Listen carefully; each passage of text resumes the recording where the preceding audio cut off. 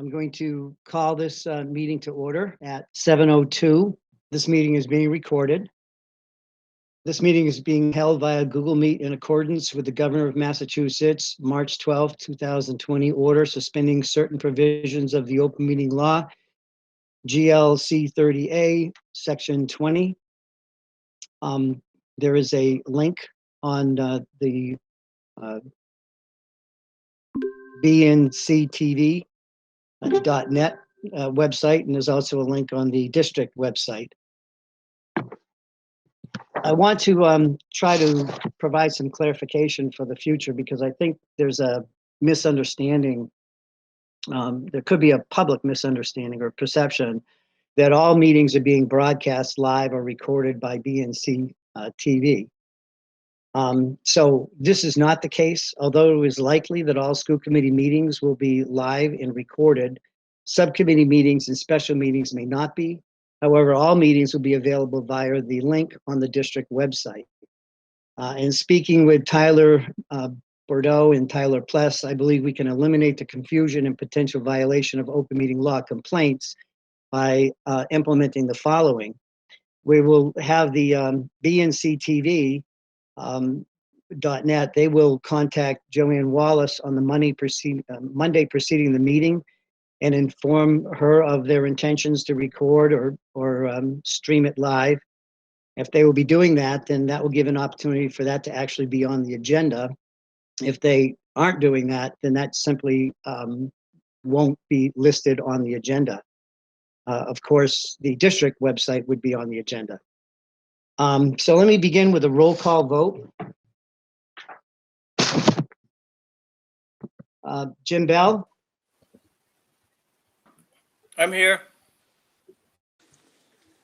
Jeannie Milton? I'm here. Michael Townsley? Here. Michelle Garuso? Here. Karen O'Neill? Karen? Here. Thank you. Robin Knight? Robin, are you? Here. Yes, I'm here. Thank you. Thank you. Julie Burke? Here. Raina Dastros? Here. Nathan Schwartz? Nathan Schwartz here. Oh, thank you. I didn't see you at all. David? David Young? I saw him here earlier, so I will. Kristen Gonzalez? Kristen? I'm not here All right. for school committee. I'm here as a citizen. All right. And then I'm present. Thank you. So I will call the meeting to order. We have our roll call vote. And so I'm only going to talk for a little bit to sort of set the stage for what's happening on the agenda. What I try to do is send out a cover letter and just give you a heads up of how we're proceeding. I do want to say that Russell Dupre is not going to be joining us. Instead, this evening, we have Adam Dupre, who will be representing the law firm. So welcome, Adam.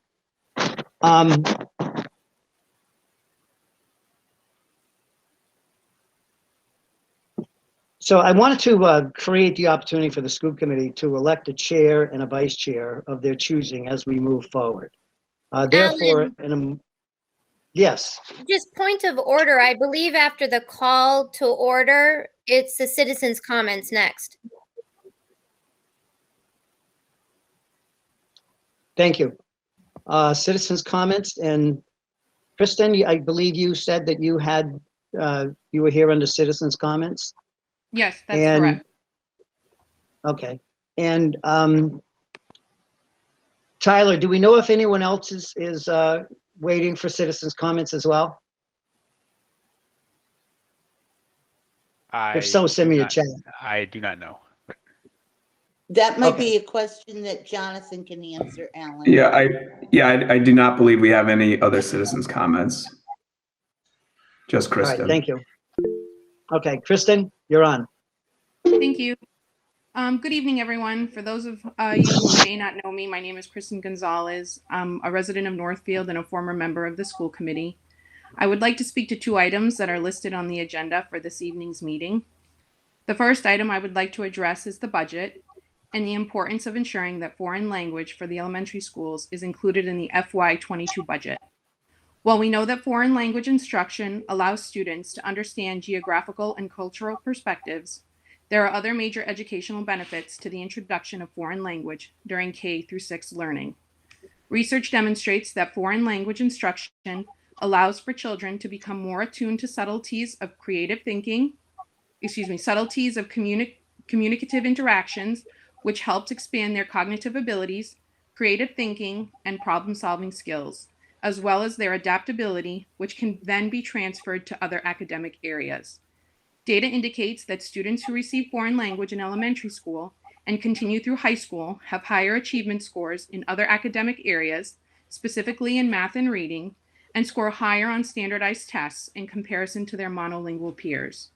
As an individual whose first language was not English and was categorized as an English language learner as a young child, I have firsthand experience to the benefits of foreign language instruction, opportunities for advancement in educational and professional capacities, as well as creating a solid foundation to build upon my language learning and become a multilingual professional. I'm happy to share the research and the data to any member of the school committee who would like to further explore the importance of implementing foreign language during elementary school. The second item I would like to address is regarding the selection of a chair and a vice chair of the school committee. As you move forward in nominating 2 individuals this evening, I would urge you to select individuals that possess the necessary qualities to be effective in the 2 roles, as well as individuals who will restore the integrity of the school committee. An individual who holds varied educational degrees or professional experiences within the field of education does not automatically guarantee the ability to be an effective chair or vice chair. Please select 2 individuals who demonstrate mutual respect, professionalism, and are committed to and support the success of the school committee, as well as the Pioneer Valley Regional School District. Thank you. Thank you, Kristen. All right, that comment actually leads me right into the next piece. I wanted to create the opportunity for the school committee to elect a chair and a vice chair of their choosing as we move forward. Therefore, in a moment, I'm going to step aside as the acting chair, and the superintendent will begin the process by opening up nominations. I am willing to serve in either capacity or not, if that is the pleasure of the committee. I would offer the following suggestion. It may make sense to select a chair and vice chair who took different positions on the 6th grade move up. That might help bring the committee together. Whoever is selected, it is critical that these individuals communicate, plan, and work together on behalf of the students. I have learned in my short time as acting chair that it requires many hours, and having someone else working with you would be most beneficial. So it's important that those individuals work together. We need to cultivate community support so all our constituents are proud of the work that we do. You'll also notice that what I'm referring to is parking lot items. I've heard this come up, these items come up from time to time, and it would be good to have a practice of being able to figure out where we can have these on an agenda and get to them. We've had so many issues in the past few months that have dominated a lot of our time, and it was important that we focused our time on that. But if we backtrack a little bit, there was someone who talked a little bit about reformatting the agenda, maybe the order of things, maybe having things that directly relate to the students would be a nice thing to have more in toward the beginning of the agenda. I think in the past you used to spotlight different opportunities and different things that the district was doing. And that is so critical because, you know, the taxpayers support the education, and it's important that we put out there in our meetings the wonderful things that are happening in the district, so that, you know, they feel good about the dollars that we are spending. So you might want to think about maybe the May 18th meeting, or maybe perhaps after executive session, if you skip over new business and loop back. There was a timely one that one of the members up, and that would be in-person meetings. And it would probably be better to address that sooner than later, because there probably is a need to come back together again and take advantage of the opportunities that you do have when you're meeting in person. Jeannie reminded all of us of the norms and standards that we should be operating by. And again, that might be you know, a topic on the agenda for a little bit, as well as we haven't really had the opportunity to talk about the takeaways from the training that we had. A few members have talked about some of the things that they learned and thought would be helpful to bring to the attention of the full committee. It might be good to just spend 10 minutes to talk about the takeaways and use that as a way to move forward in working as a team. I see one hand up. Karen, would you like to say something? Yes, I would. When I made a suggestion about norms and standards, I referred to a longstanding practice we had to review those at the start of each meeting, and to discuss whether or not anything on there was appropriate to bring up before the meeting started. And we have not done that. We have not done that. And I think it's very important right now when we think about the past week or two that we've had as a committee.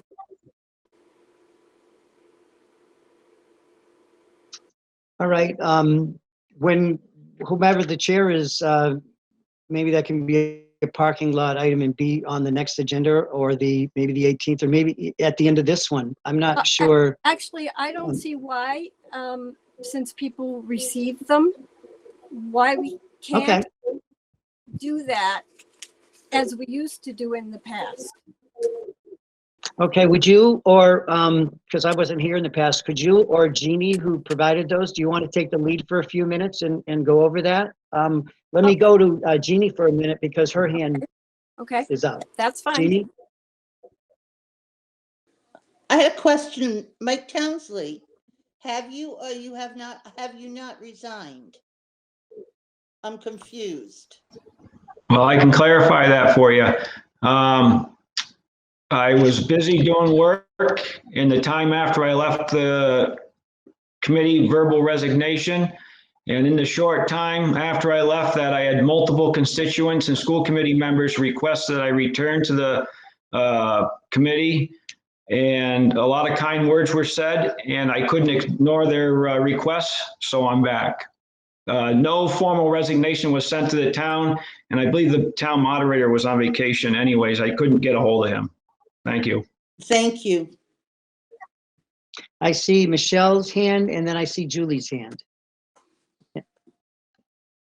And I don't know, is the lawyer on? The question I have is if emails are received to a private email, and it pertains to the school committee, is that to be shared as school committee? I think all of us are getting a lot of emails about various things, and I'm just wondering what our obligation is to the rest of our committee to share some of those. I mean, I don't know if we have to or haven't, but I just thought there's been a lot of talk about So people. Michelle, are you speaking from a person, a member of the public is emailing you and you're emailing back, and your question is, should you share those? I'm just trying to clarify what you're asking. I know I don't necessarily email him back, but Mike is saying the same thing. He got a lot of emails asking him to return. we did talk about something on the budget subcommittee that Mike said he was getting a lot of emails, then it pertained to the school. So I'm just asking, full disclosure, are we supposed to share those? Okay, so Adam, do you want to address that? And then I'll have Julie, her hands up, and I'll go to Mike. I see his hand going up. Sure. I mean, if you receive an email, you know, the only way you'd really need to share that with the chair is if you wanted to bring it forward for discussion potentially at a future meeting. So if it's just something you receive and you acknowledge that, you know, that doesn't necessarily need to be shared with the whole committee. Okay, thank you. And Julie? Yeah, so yeah, I've never received emails on my personal email address. Our district email is available to the public, so I don't know why anyone would be doing business on their personal email. I just was curious when you were talking about the norms. I'm all for them. I was excited to see that someone brought this forward. However, in these norms, the public wouldn't know what these norms are. So I think, you know, I think we're going to get into that, but they're about respecting each other's opinions, respecting each other and their opinions, building trust, avoid words and actions that create a negative impression of an individual, the school committee, or district. They're all about truly personal character and integrity that, you know, at the very basis we should be bringing to this meeting. Dignity, respect, basic human principles here, which have not been adhered to. So I'm curious, anyway, I'm all for these norms and standards. I'm wondering what will happen. You know, they're just words if it's not adhered to. There doesn't seem to be any consequences when these norms and rules are broken. So I think that needs to be part of the discussion as well. How do we keep each other responsible for these norms and standards? Thank you. Okay, thank you. I'm going to turn this over to a minute to both Jeannie and Karen, but Mike had his hand up and it may be related to something else. So I wanted to have him have a chance to respond before we move on to that. That's all right. Mike? Yeah, so back to the emails or contacts from me to me, any emails that were sent to me regarding school committee stuff, even after I left, that did go through all school committee emails, even though I had my email had been turned off, that information was forwarded to me. So it's still recorded in the school PVRSD website. Feel free, everything is there that has come to me from any member of the community or school committee or town people. So as far as emails go, I run a business, I separate the two, and any emails I correspond to with anybody in the public, I always use PVRSD website, and there is no questions there. If somebody had a question on something, they want to do a public information request, feel free. But they will be getting the PVRSD site because that's the only site that I use. I'm not really big into emails other than responding to people that send me either requests or information or anything else that comes up. Thank you. All right. Thank you for clarifying that. Michelle, your hand is still up, but I don't know if you meant to put it down. I'm going to move on to the topic, which is norms and standards. And between Karen and Jeannie, you can be a tag team and review. Who would like to start? I'll just start. And I think we need at this point, when we have so much important business, to go over all of these things one more time. But I felt it was important for everyone on the committee because we've been meeting in such unusual circumstances to have a copy of them if they have not yet received them, have time to look them over. And I assume that people have done that. and be ready to proceed according to what we've adopted in the past until we've had time to discuss them again. Thank you. Okay. Yep. Jeannie, do you concur? 100%. Okay.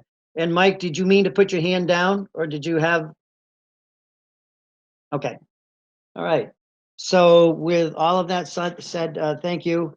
I've already made a few comments, so you can just take them under advisement. It's up to the will of the committee. So I'm going to step aside now as the acting chair and as the vice chair, and turn this over to Jonathan, if you would take over for the election of officers.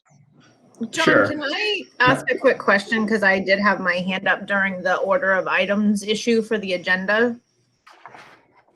Okay. There was an item that was removed from the agenda pertaining to the school lunch report without being asked or advised. And apparently it's just supposed to fall under the director of finance, but that's not, I'm not the one who reports that, and it's not March. So technically that report is now not on this agenda, and I was not informed of that in advance. Neither was our director of food service. So I think if the current or next chair is going to reorganize or remove items, if the administration that is involved could just be advised or asked, that would be appreciated. Okay. All right. Yeah, Thanks, Tanya. Yeah, and that should have been listed there. So that, and you can handle that if he's prepared under business toward the end here. Loop around back to that, and if he's prepared, certainly could do that. Yeah, all I mean, right, it's something John. every month. It's just not on the agenda now. Yeah. Okay. So let's move forward. And Adam, just guide me along the way. But I'd like to ask for nominations for school committee chair at this time.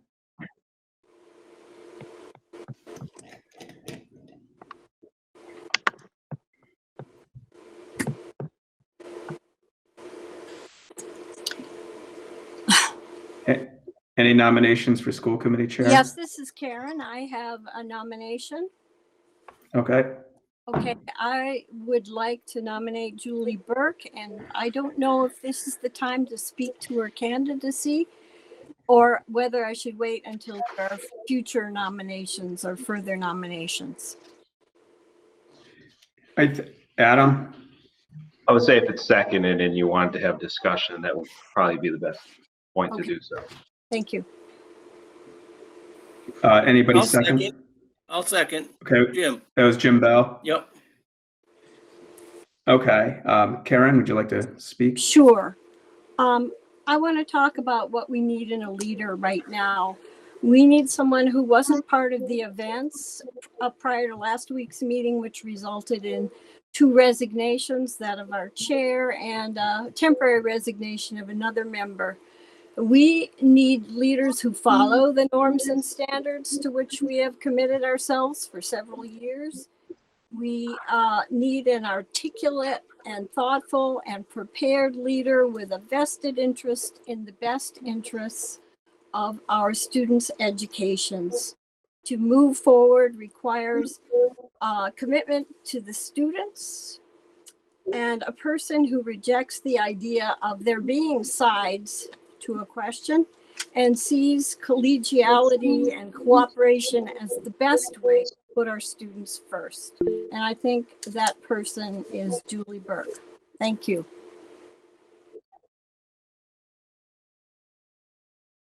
Thank you, Karen.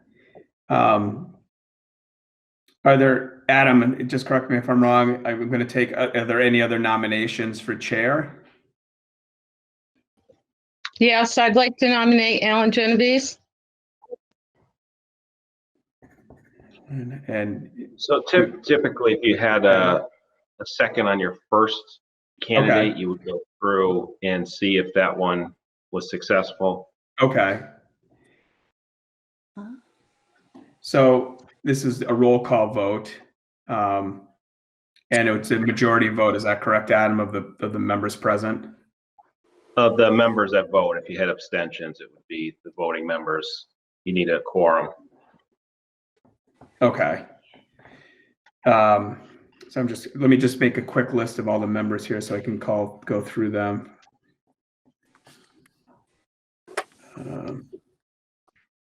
Karen, Tim,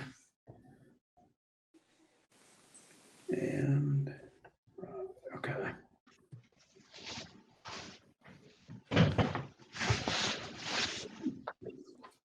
Okay. So we have a motion for Julie Burke for chair of the school committee and a second that was made by Karen, a second by Jim Bell. So we'll do a roll call vote. And we'll start with Mike Townsley. Mike Townsley, yes. Robin Knight. Robin Knight, yes. Nathan. Nathan Swartz. I just want to be clear. We're taking a vote before we know who else is going to be willing to be on the, to be willing to chair the committee. Yes. Okay, so then I feel I don't have enough information without knowing who else would be willing to chair the committee. Well, there was a discussion portion before the vote, and I guess if other people wanted discussion points before the vote, you could return to that if that's what the committee would like to do at this time. I think it would be in the best interest of the committee to see who is willing to chair this committee before we take a vote on who's going to do it. Adam, this is Ann Harding, and I take the notes for the school committee, and it was just a few months ago that there was a similar choice to be made, and it was done differently. I think that's why the questions are coming up, because there were several new members, and at that time a whole slate of candidates was proposed and it was voted on. So I think that's why the question is coming up. It's quite different than the last time. Right. So, I would suggest if the committee wanted to have a motion to discuss potential candidates, perhaps you should do that. The typical way this would be handled is if you have somebody who was appointed or seconded, and then you go through the vote process. If majority carried, that'd be the end of it. But if it sounds like the committee wants to go back and have a discussion now about who may be willing to serve in that role, so you may want to have a motion to do so. I'll make that motion. This is Michelle Geruso. I'll second the motion. I have a point of order. I'm confused. We started a vote. I don't know how you can just stop mid-vote. Can someone explain that to me, please? You can't just start a vote and then stop it, can you? You could have an amendment for further discussion if that's what the committee wishes to do at this time.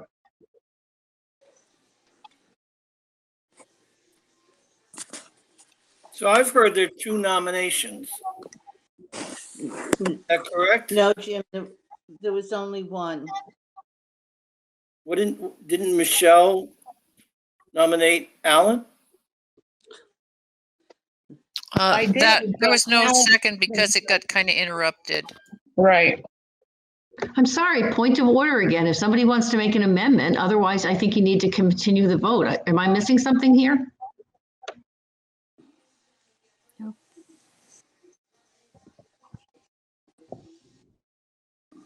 I think. Does anybody want to make an amendment? Yes, I did move that. I said after Adam spoke, I would move that. Do you want me to state that I would like to move to make an amendment to discuss candidates for chair of the school committee? Yes, and then we need a second. I'll second it. It's Jeannie. Alan, Adam, you can't seem to see my hand. Would you call on me sometime? I've had it up for about 15 minutes. David, it's John who's recognizing. Oh, I'm sorry. I'm still mad at Alan. I'll blame Alan too. David, go ahead. Well, I think that it's important that we start to form durable majorities and not make decisions on relatively razor thin margins. And I'd like the committee to consider co-chairs, but I was ready to vote for Julie because I'm going to believe that she either is that person that or will become that person.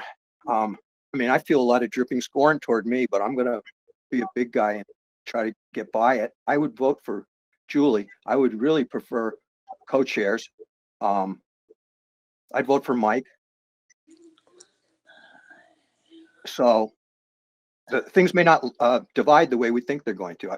So I wanted to get that out front so we don't spend too much time haggling, but do think about how we could, by having both perceived sides, which we shouldn't have, but it sometimes falls that way, how we could have us meeting and feeling that we're all being heard and we're not being out processed or.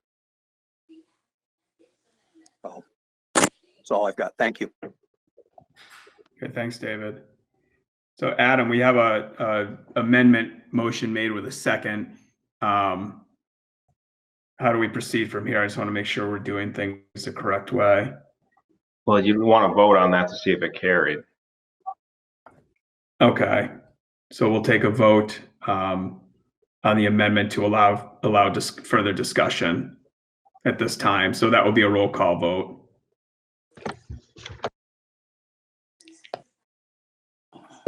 Mike Townsley. Yes. Robin. Robin Knight, no. Nathan. Nathan, yes. Karen.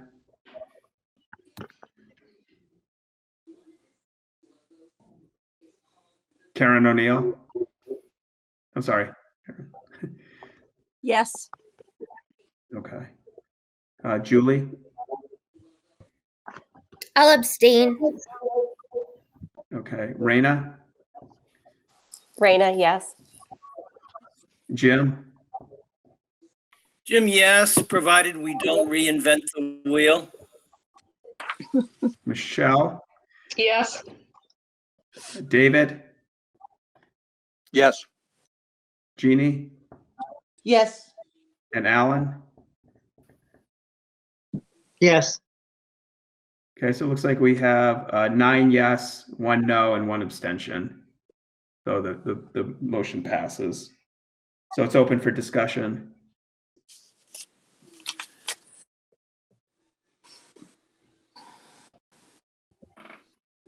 Are you asking, Jonathan, it's open for discussion on the candidates or? Yes, it's open for discussion on the candidates. And I see, let's see, yeah, go ahead, Michelle. Okay, I guess I'm referring to the norms when I elect Alan, who he exercises leadership in vision, planning, policy making, evaluation, how to approve a budget, and accountability for continuous improvement in teaching, learning, and facilities. He does have the experience in all these areas as a teacher, principal, and superintendent for many years. The other thing is that committee members agree to thoughtfully seek and support solutions that will provide the greatest benefit to students. The school committee will consider research, best practice, public input, and financial impacts in their decision-making. We will base our decisions on available facts. I think Alan represents this in his experience for years and in his profession. And I think having been in my own profession for 40-something years, change is hard to come by. It causes a lot of churning. and we can get through this. I've been through many, many difficult meetings, and we just have to stay with the facts, make sure we have policies and we have written plans to go by. And so that's why I would like to see Alan play an important role for this school committee again, because I think he can bring us back to research-based education. Okay, thanks, Michelle. Karen, then we'll go to David after Karen. And then Robin. Thank you. Thank you. I think we have quite a few people on our committee who have background and experience in education from different points of view, from the point of a parent, from the point of a teacher, from a point of a social worker, from a point of being a trusted member of the community. And I think that the obligate word here is trust. And I go back to events previous where that trust, as explained in the norms and standards, has been broken. And I think we need a fresh start. I've listened carefully to all my colleagues at these meetings, and I have found Julie to speak from the heart, and yet with often insights that I hadn't considered and that helped to move a discussion forward. I think that because she has been on the committee for a shorter period of time, there has not been the need to or the experience of taking a side, for instance. Finally, I think that Alan, being from Warwick, should not be a leader of the committee right now. We are in sensitive negotiations with the members of a Warwick transition team to decide how they will leave the district in about 15 months. And I think we need someone who is not Warwick to be in our leadership. Thank you. Thank you, Karen. David, you were next, and then Robin. I am really conflicted as to whether I should vote for Julie, because I'm very knowledgeable of how much work this is, and Alan's my friend, and I'm not sure I want to put him in this position, but I'm not sure that's in the interest of the district. But we need to heal, so I'm going to support Julie. Okay, Robin.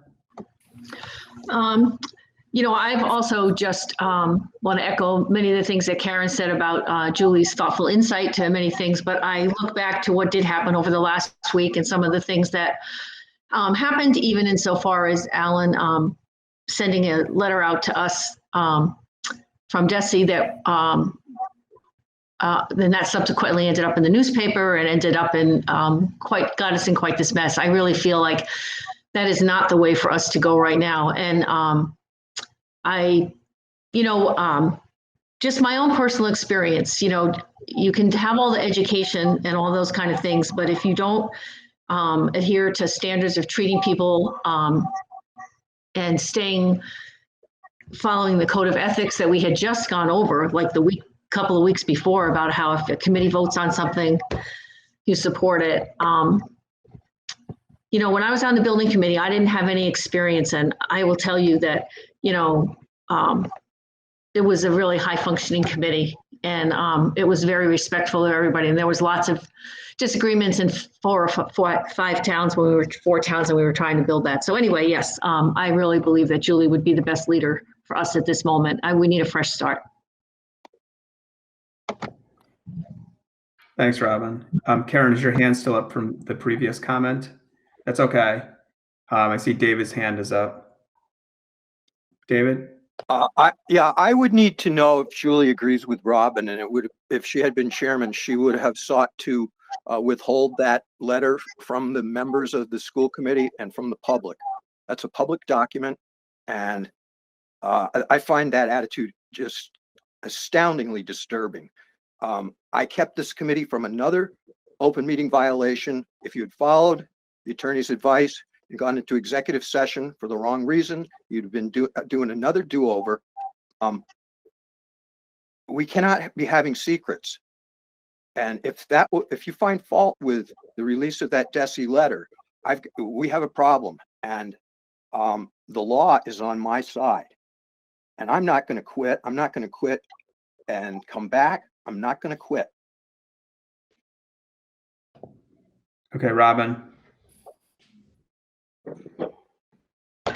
I'm not going to go tit for tat with this. I'm not trying to hide information from anybody. I would appreciate the school committee it being presented in the way that it should have been as it came to the meeting, which was just a day or so away. I don't think it's not a question of going public, and we are a committee and we should be able to see stuff. It would have been an open letter in an open meeting, David. I'm not going to talk about this anymore. I believe that what you did was wrong. I think it undermined this committee, and I think that you and Alan led to Kristen's resignation. It's extremely important that the chairman understand they work for the committee. And you can't answer me and say you're not going to answer me. So I'm not going to let that happen. Hey, Jim Bell. Yes, I am definitely for Julie. I've known Julie as a parent of my tracksters for a long time. I think she will bring a freshness that we need on this committee. That's what I got to say. Thanks, Jim. Robin, I can't see if your hand was up or down. I'm not sure. Are you all set? Okay. Any other discussion? Jim, you want to talk again, or your hand just go up by accident? No, I just lowered my hand, didn't I? I think it's back up, but that's okay. I'll ignore you. Good. All right. Julie? So first of all, I just want to say how much I appreciate the vote of confidence in me. You know, I joined the committee because of my love of the community, the children. I obviously have my children in the district still, and I want to see this district survive and thrive, so that my grandchildren can attend Pioneer someday. I truly, truly want that. That being said, it's been a rough few months. Since I came aboard in November. I am truly a glasses half full person, and completely naive when it comes to politics. I want to just lay that out there as a disclaimer. I presume good intent, and I am often caught off guard when I am surprised that people's behavior without a dignity model or personal integrity is breached. So, you know, I am a rule follower. That doesn't mean that I'm not willing to die on a hill for something that I feel is vital, particularly when safety is concerned. You will see me go to bat if ever there's a concern of safety, privacy, and really issues surrounding human dignity and respect and integrity. I do have a very busy life. I have an amazing job that I love, and it's a huge responsibility. And I have 3 children, and they come first. So I appreciate the vote of confidence. I do think that a co-chair model would be more sustainable for me. I had seen what the chair went through, Kristen, and I had a great respect for the amount of time that Kristen spent trying to have this committee run smoothly. And I know she invested an incredible amount of time in that endeavor. So I am a bit concerned about, truly taking that on as a sole chair. So I would really like to see it as a co-chair model. I don't really endorse there being us taking one issue that's come up, which is the 6th grade move, and saying we need to pick one from each side. That doesn't feel good to me. We're all going to agree and disagree. There was something that I disagreed with that all 11 members agreed with. So again, that's the beauty of democracy and being professionals and adults, that we're not always going to agree. But it's really how we can respectfully, agree to come to a conversation about these issues that's important, and always keeping the children at the heart of the matter. So, again, I just wanted to thank everyone, and I would like to, endorse it as a co-chair model.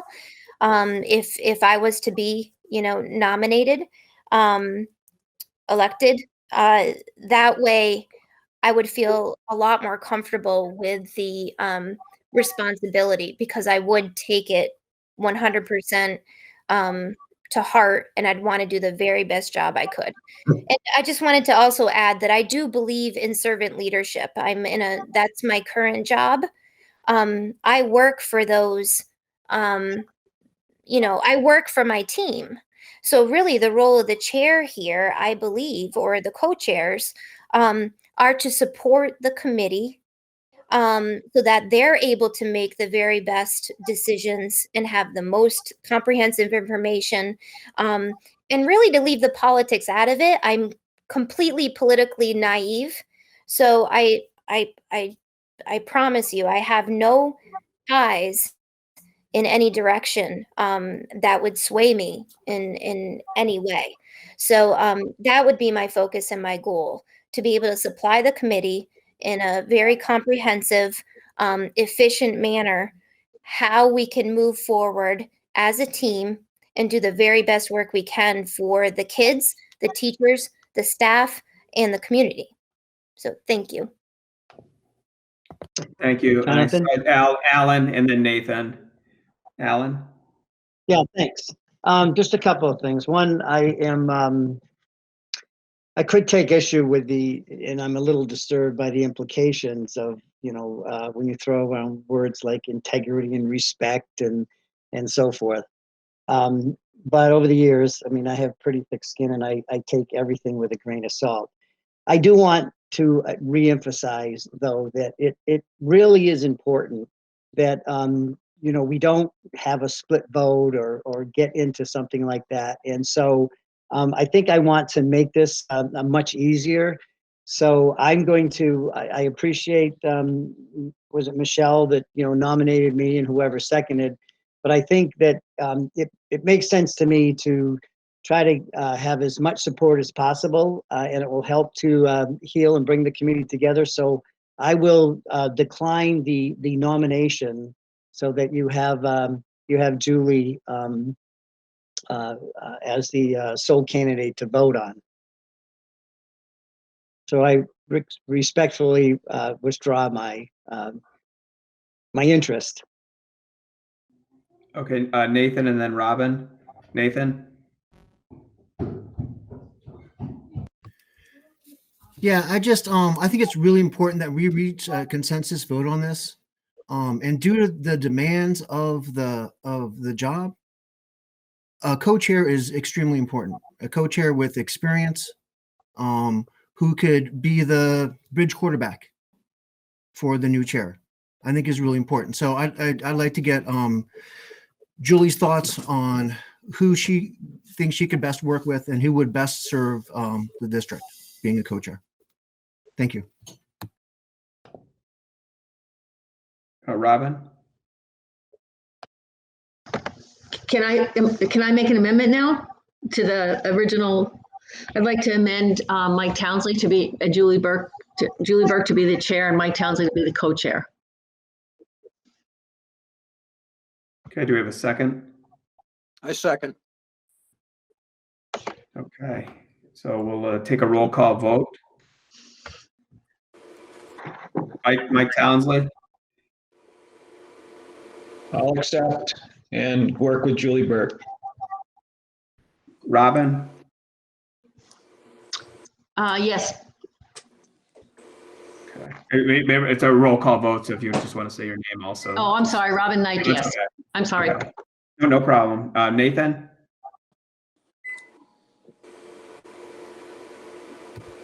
Nathan Swartz, abstain. Karen, Karen O'Neill, yes. Julie, Julie Burke, yes. Raina,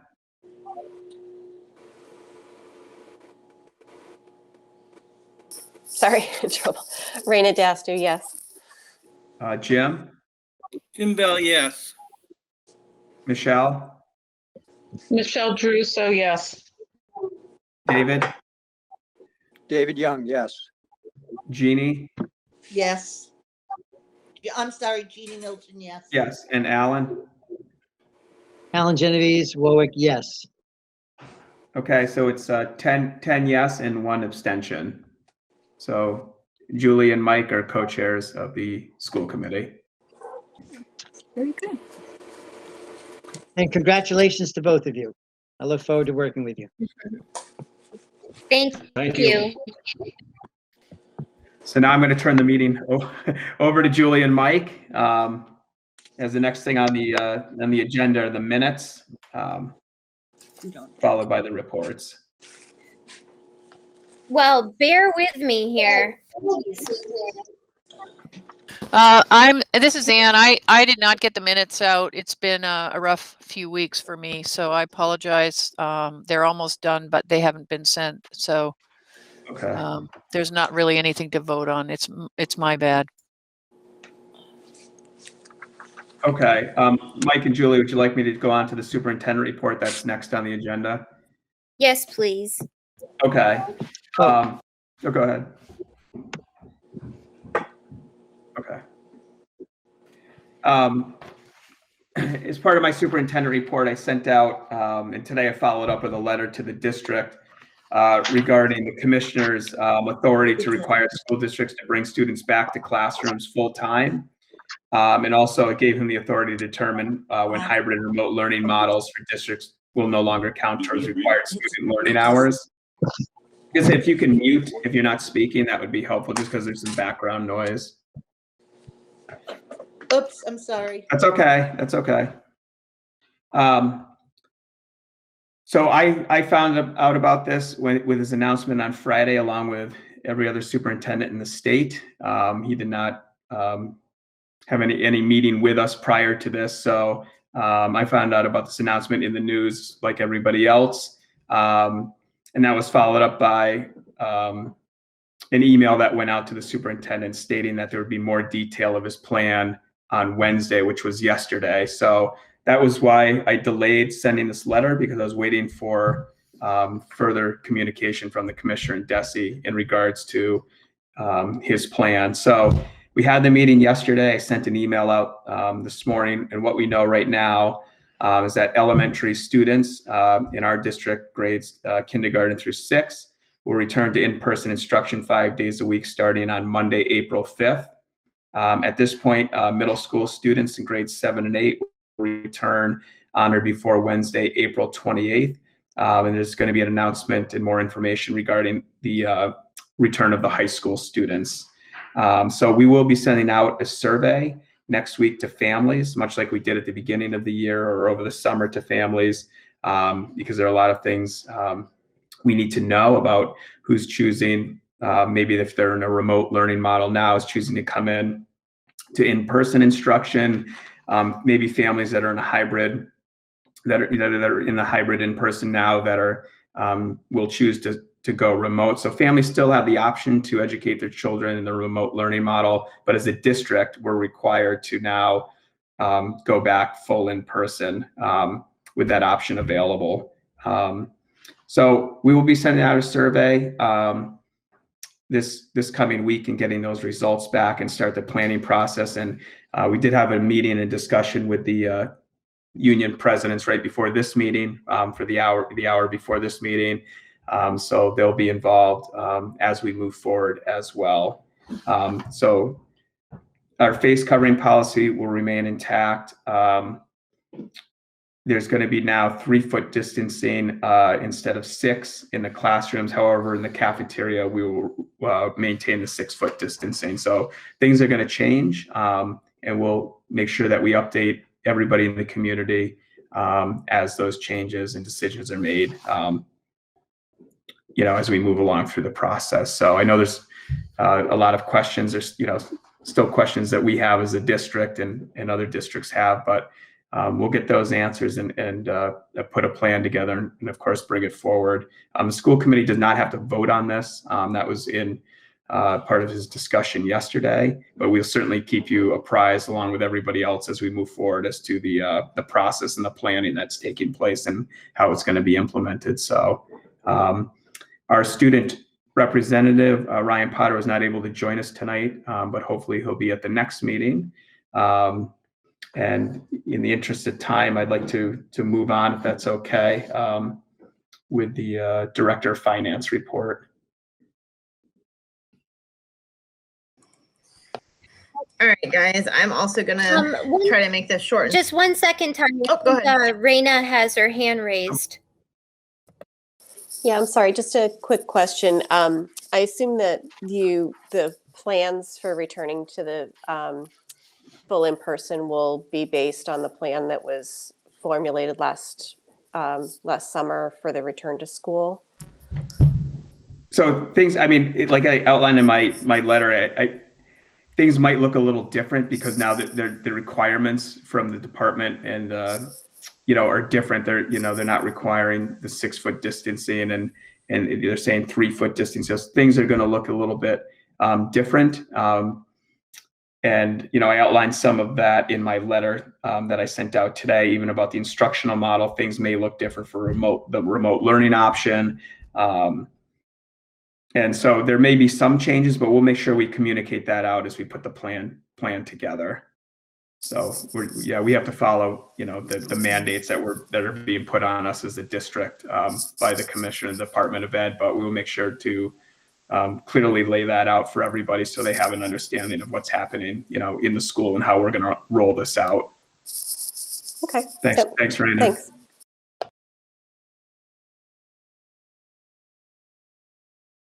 All right, Julie, am I good to go with the? You are good, Tanya. Thank you.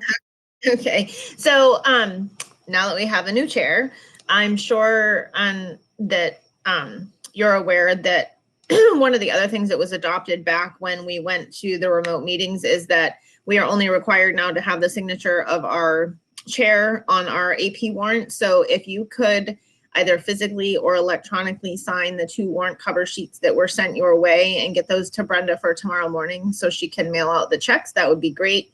And if you do an electronic signature and scan, if you could just drop the original at central office at your earliest convenience so we can have the paper file for auditing. Does anybody have any questions on the accounts payable that were presented to you guys? If not, I would move on to our financial reports and share my screen. Nope, you guys are good. It's like, let's move along. All right, I'm good with that too. All right, let me go ahead and share my screen and I'll get our financials up real quick. And if you guys have any questions on those, we can. I think Nathan's got his hand up. Nathan's hand's been up for a while, I think or I don't know if he forgot to put it down. Okay, I noticed that too, sorry. All right, so let me just zoom in this a little bit. So this is our revenue report. Again, nothing out of the ordinary. We are on track with our collections. As you can see, we have collected a little more in our Medicaid and our interest on our investments than we anticipated. And as I mentioned in the last meeting, we are anticipating to be over in our tuitions once we collect our final payment in June from the town of Vernon, since we did have a couple additional enrollments this year versus what we actually budgeted for. So our revenues are on track. I will again I'm trying to find well, I guess the by category didn't get sent out. So I apologize about that. It should be in our documents. Let me just double check real quick. Sorry about that. Maybe we didn't get it sent out. So I apologize about that. I'm gonna just move this to my other screen, and it should have been in PDF. So I apologize about that. So this is where we're at with our by category expenditures. We are on track with everything. Again, we are monitoring our like facilities category because there are some negatives in the supplies, but we have excess in our contracted services. And like I mentioned before, that's because our director of facilities is doing a lot of the actual labor as well as the custodians. So we're saving there and spending more in supplies. So him and I are in close contact and we keep an eye on that. And rather than doing monthly transfers, we'll probably wait till closer to the end of the year and make those transfers to clean those things up for year end. But the categories overall are still in the positive. So we're in good shape as far as our expenses. Does anyone have any questions on this particular report? No. Oh, Michelle has her hand up. Actually, my hand was up before. Can you just remind me, I see transportation, you received 100%. What did that come in as, 78%? So let me go back to the revenue. So the transportation has actually not, they actually just sent, I just closed it, sorry. They sent out an update the other day. Our actual transportation reimbursement for this year has not been made yet. Oh, I thought it said 100, sorry. No, so that's how much we still have to collect. Oh, I read it wrong. Percentage of the budget that's remaining, and they actually just sent guidance out the other day. Typically, our first payment of Chapter 71 transportation reimbursement comes out in January, but because of the pandemic and a lot of districts and whatnot turning in their end of year reports late, they were not able to calculate enough districts' transportation reimbursements accurately, so they put those on hold, and we got notice that we should be receiving those in the next week or so. So we'll get our first round. They'll produce a spreadsheet to tell us what our full reimbursement is and what that percentage is. But last I heard it was going to be 72 or 73%, which is down from the 78%. Yeah. But we budgeted at 72% conservatively, knowing that we were coming into this year with the state having some revenue issues probably.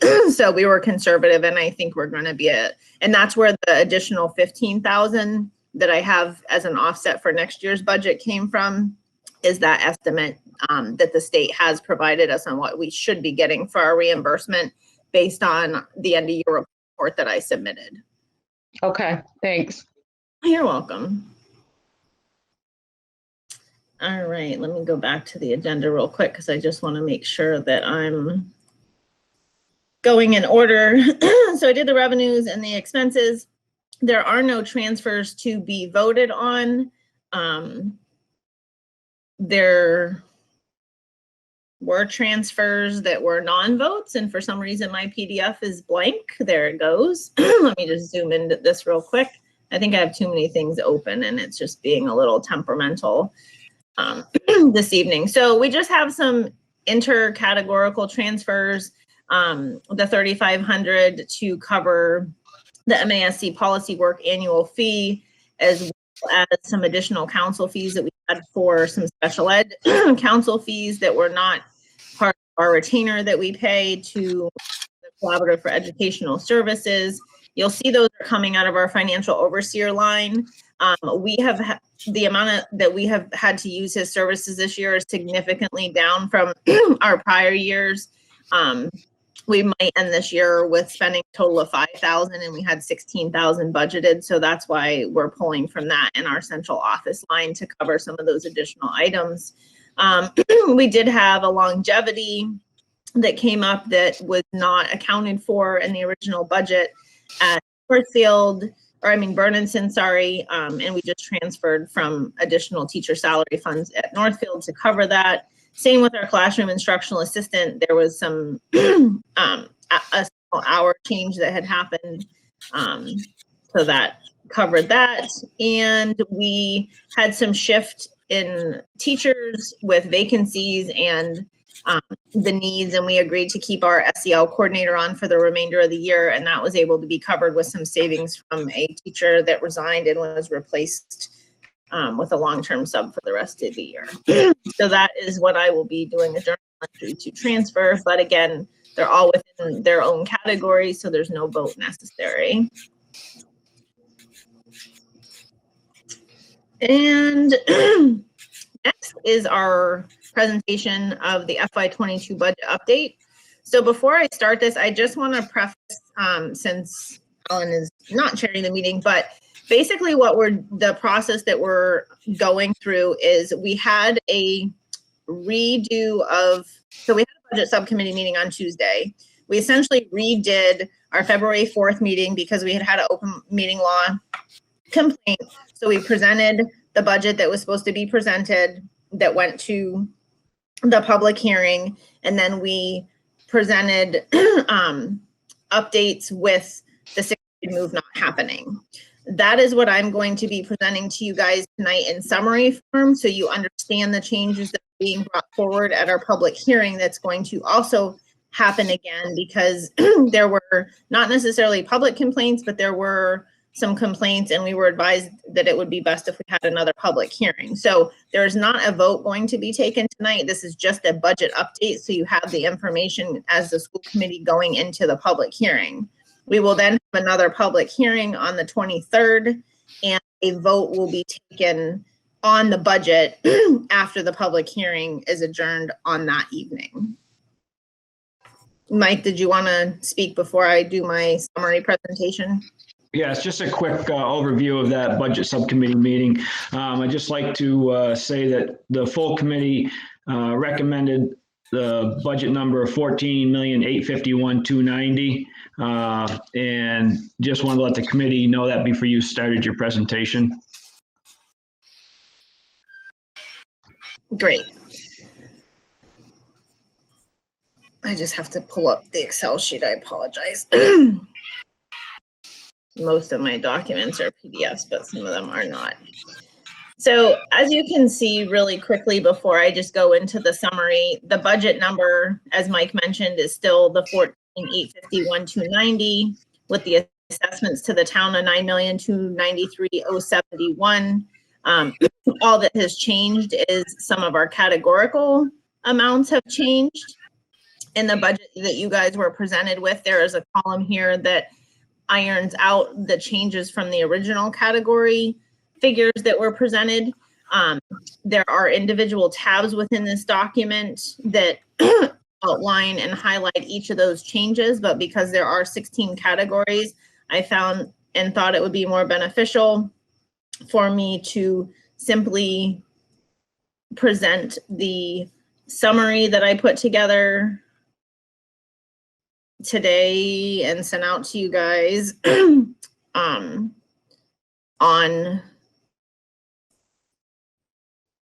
sorry, I'm just pulling this up really quick so that you guys can see. And I think it makes it a little bit clearer than trying to go through 16 tabs and present each individual one, because what you guys are interested in is, you know, what was originally in the budget for specifically related to the sixth grade or the move of the sixth graders to PVRS, and what are we looking at now? Where were those funds moved to in this budget for it to stay at $14,851,290? And again, I apologize, my computer is being a little slow tonight. I don't know if it's my internet or the district's connection, but Can you guys see this okay? Is it big enough? Yeah, it's okay, Tanya. Michelle, your hand is still up. Did you have something to add, or was that from before? Okay. I'm just going to make this just a tad bit bigger. Okay, so really quickly, again, I just want to go through this as a summary so that you guys understand where the changes happened in the categories, because they are netted out in the categories, and some of the categories have multiple changes. So originally in the budget, we had $16,860 to incorporate an assistant principal at PVRS instead of a dean of students. We also moved 4 6th grade teachers from the elementary budget to the PVRS salaries. There wasn't a net difference, but that was the number associated with those teachers. We had $33,007 for a 0.6 PE teacher, $27,506 for a 0.5 art teacher, $27,506 for a 0.5 adjustment counselor, $77,009 attributable to the supplies that were put together on a per pupil calculation for the 6th grade students that would attend PVRS in the fall. And then we also had $55,012 for special ed teacher that would have been required if the 6th grade moved up to the high school due to the student load on those special ed teachers based on the building allocations. With that said, with the 6th grade not moving to Pioneer for the fall of 21, sorry, have to get my years straight. Some of the items that were brought to the table when our administrative team met actually the Monday before the school committee met, because we wanted to be prepared and we knew we were going to be on a short timeline. Some of the things that came out of that was a further discussion that was had about the Title I needs of the students in our district. And because the funding inequity between Bernardston and Northfield based on the Title I calculation is there, but the FTEs are still required, the Title I IA at Northfield had to be reinstated to make sure we could service those students next year. We also had further testing and analysis that went on in these couple weeks in between the budgets that have been presented, and based on that testing and the allocation of students between the buildings, again, we are in need of an additional 0.6 ELL teacher. So what that will mean is 1 FTE at the elementary level and 1 FTE at the high school based on the levels that those students need service next year. We moved those 4 6th grade teachers back to the elementary from Pioneer. So that obviously is a $0 wash. We only needed $5,800 of that supply money for the 6th graders being moved back to the elementary level. So there was a savings there of about $1,900. The insurance and benefits, the net there is technically increasing the budget by $82.31. And that's because with the way this is presented right now, we're decreasing our use of school choice funds by $8,231. I made an error when I was going through this budget and fine tuning it and whatever. I actually found a formula error when we went back through it. And there was the principal's professional development was not carrying over into the totals column. So unfortunately that was something, and because I corrected it, I felt like we needed to address that now rather than waiting and having to cover it later. So I will take the fall for that. The PVRS admin budget, because the assistant principal position is not happening next year, we still will have a dean of students in place, and with that is a budgeted salary increase for that dean of students position. So that's why there's the difference between the 16,860 and the 15 and change that was presented as a savings for that position.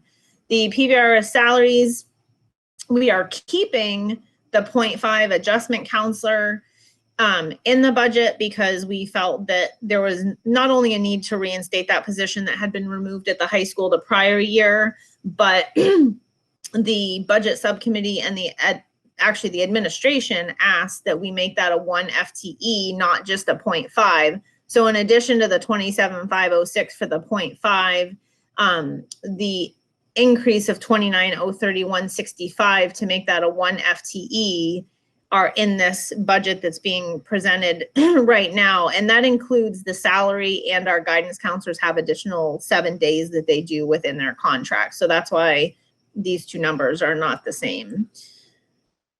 Because with it being a 1 FTE, those extra days are 7 days instead of 3.5. But anyways, that's just details.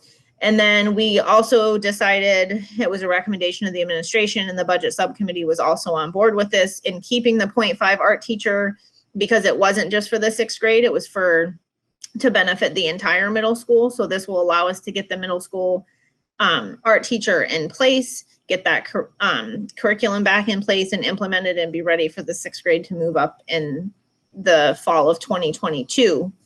There was ask for planning, some additional planning to be taking place, and visits to PVRS. So in order to do that, Kevin Burke calculated the number of hours needed for a planning and transition committees, and that totaled $4,690. And then there's transportation for 4 trips from both of our elementary schools for the 5th and 6th graders up to PVRS, totaling $2,536 for those trips.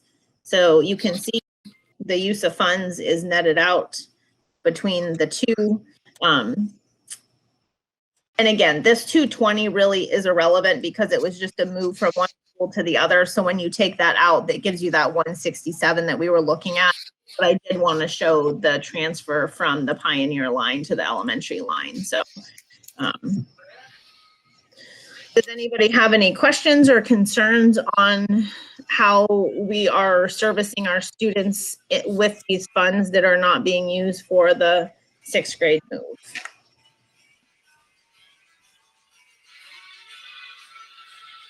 Tanya, Yeah, I was gonna say Julie should be calling on the people that are raising their hands, just Sorry, FYI. yes, Michael has his hand raised, and then Raina does as well. So Michael.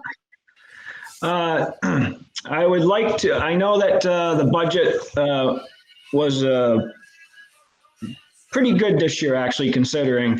And with the 6th grade being delayed a year, I would like to move to put world language back in the budget for the elementary schools for the start of the fall 21. It was an item that was originally in the budget, and there was a plan that was started to have that happen. And I guess if we could have a second on that, or if somebody wanted to make a second on it, then John could explain how he'd like to proceed with the original plan that had started. Okay, I do see more hands raised. I'll just need some guidance. Do we take the other questions before we entertain the motion? Can anyone answer that for me? Need a second. I'll second it. Now It's we can wrong. have discussion. Now we can have discussion. Now we can Okay. have, thank you.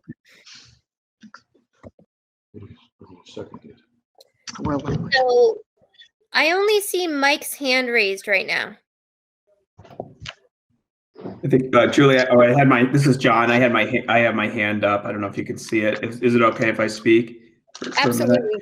I was just going to ask if Tanya, I know you had prepared the budget with the world language in it. Is that something you could pull up on the screen and share? Yeah, so in anticipation of can someone mute Robin maybe? I think, and Mike. Sorry. There's some background noise. Sorry, thank you guys.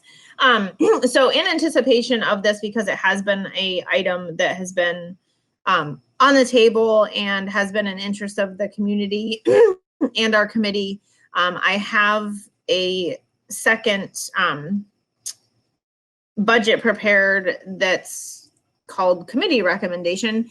And basically what that does is, when we spoke about the changes to our budget this year and the increases to the town's assessments, we spoke to the true increase, but we also spoke to what the increase looked like if, I'm going to share my screen again, if we had actually not went through COVID and we had stuck with our original FY21 budget. So I'm going to continue the conversation about this budget in that manner. So when we presented the budget that's being presented in front of you right now, it is a 4.82% increase to our town's assessments based on what our FY22 budget voted was, which was an $8,873 assessment. Had COVID not happened, we had a budget of $9,310,000 that the towns would have funded in FY21 if this pandemic had not come to fruition. So the proposal is that the towns have continued to ask us for a 0% increase in assessments or in their budget or whatever. So I was asked to take the $36,890 that would have been a negative 0.40% increase from our originally FY21 voted budget to be able to essentially make that 0%. So it does make a true increase of 5.24% off of what we paid last year, but it's only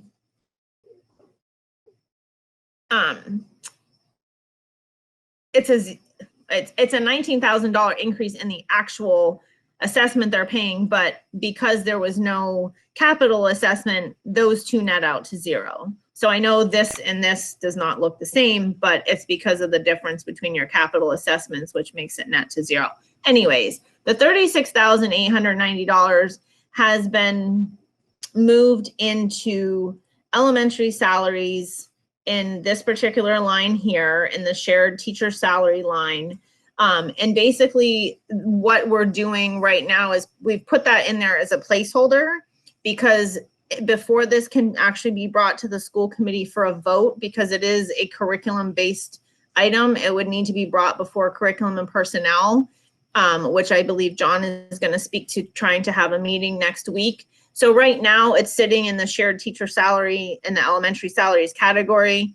After the discussions happen next week, if it's going to be part salaries and part pilot for textbooks or however that shakes out, I will update this for the budget that the school committee actually votes. But at this time, our public hearing will be presented on the budget that we have before us without that because of the time frame that we have to have our public postings and so forth. But that can be brought up as an amendment on the floor to the budget once the public hearing happens, if the CNP agrees to move forward with that at a meeting that happens before the public hearing. So I just wanted to be clear about that. But what that does, again, because this is what our towns care about, is it does increase the assessment to $9,329,963. And I also prepared the assessments if that change does happen, and I will put those up on the screen real quick. If you want to call on somebody to answer questions while I pull that up, Julie. Sure, I see John has his hand raised. Oh, thank you. Yeah, I did ask Tanya to prepare this with the world language in the budget, and just want to go back to something you said, Julie, at the beginning of the meeting about following rules and procedures, and would like to ask Karen in the Curriculum and Personnel Committee if she'd be willing to hold a meeting next week so we can have the administrators at the meeting and possibly invite one of our foreign language teachers who has put forth some, wonderful ideas about how to incorporate world language into the elementary schools. And, given that we may not be able to do this, like the entire plan or what we want to do next year, but to maybe some component of it. But I think it's important that curriculum and personnel be presented and ask questions, and we put forth ideas at a meeting, and then have the curriculum and personnel make a recommendation to the full committee at the March 23rd meeting about, approving the idea of putting world language into the elementary school, just following that process. And so that's the idea I had and I wanted to see if Karen was okay, calling a meeting next week. So this could be discussed and then, let you bring a recommendation, the subcommittee to the full committee in regards to this. I do see Karen's hand up and Michelle's hand up. Karen? Yes, I'd be willing to call a meeting next week because I have a meeting on Tuesday. It can't be Tuesday, but it could be Wednesday or it could be Thursday before the continuation of this meeting, should we have to go into a continuation next week. And I would just tell people that I'm going to query them tomorrow, and you need to let me know tomorrow which is your preference. Thank you. Okay, Michelle? Okay, okay, the budget subcommittee voted on the number that Tanya presented, the 387 increase. And when I raised the question at the budget subcommittee of the principal and the curriculum coordinator, they said they needed 2 years to prepare. And so we got into a discussion about that. And then I am still confused. World language, what language are we talking about? Are we talking Spanish, French? We haven't even talked about that. What are you talking about, world language? And then third, so this is going to increase the budget 33,000 more than what the budget subcommittee voted on Tuesday. Is that correct? Yes, but that would not be able to happen or be presented until, so the public hearing would happen on what the budget subcommittee already recommended. And these changes would then be able to be voted on the floor as an increase and a change in the categories at the vote that will take place after the public hearing. Because until the CNP approves whatever the administration might bring to the table for an implementation plan and a start of the world language or Spanish or French, whatever their conversations are, we can't amend the budget. And the budget's not on the agenda tonight for a vote. It's just for a presentation going into the public hearing for next week. And that was a recommendation of council. And it was also something that Alan wanted us to do rather than waiting for the public hearing to have a discussion and present this information to the committee so that you guys have time to look over it, email me questions and so forth. So we can have a more productive public hearing on the 23rd when I return from vacation. Okay, so we're going with 14,851 to the public hearing. Correct. And then you're saying someone's going to make a motion to increase it 33,000 even more. It's 36,890 if the CNP advises and agrees on whatever plan that they can come up with at that meeting to make it work for next year for an implementation and curriculum or whatever they, however that pans out. I just have one quick point of order here. Given that I wasn't expecting to take this role this evening, I do see some members or some folks that are in the attendance list that I don't recognize as either being a school committee member, or a member of staff. So, I see select board members or finance committee members. Are they supposed to be part of our meeting? Julie, I could answer that. Yes, we invited Jane and Lois and the select board members to the meeting so they could listen and just be a part of this meeting. But so we did invite them in. Perfect. Thank you very much. Thank you. And John, is your hand still raised? No, I'm sorry. Oh, that's yeah. Michelle, is yours still raised? No. Okay. Mike, is yours raised? Yes. So I guess the main thing here is bringing something back that was originally in the budget and talking with John early on about that. And he I guess, with, I think his name's McEwen, if I'm saying that right.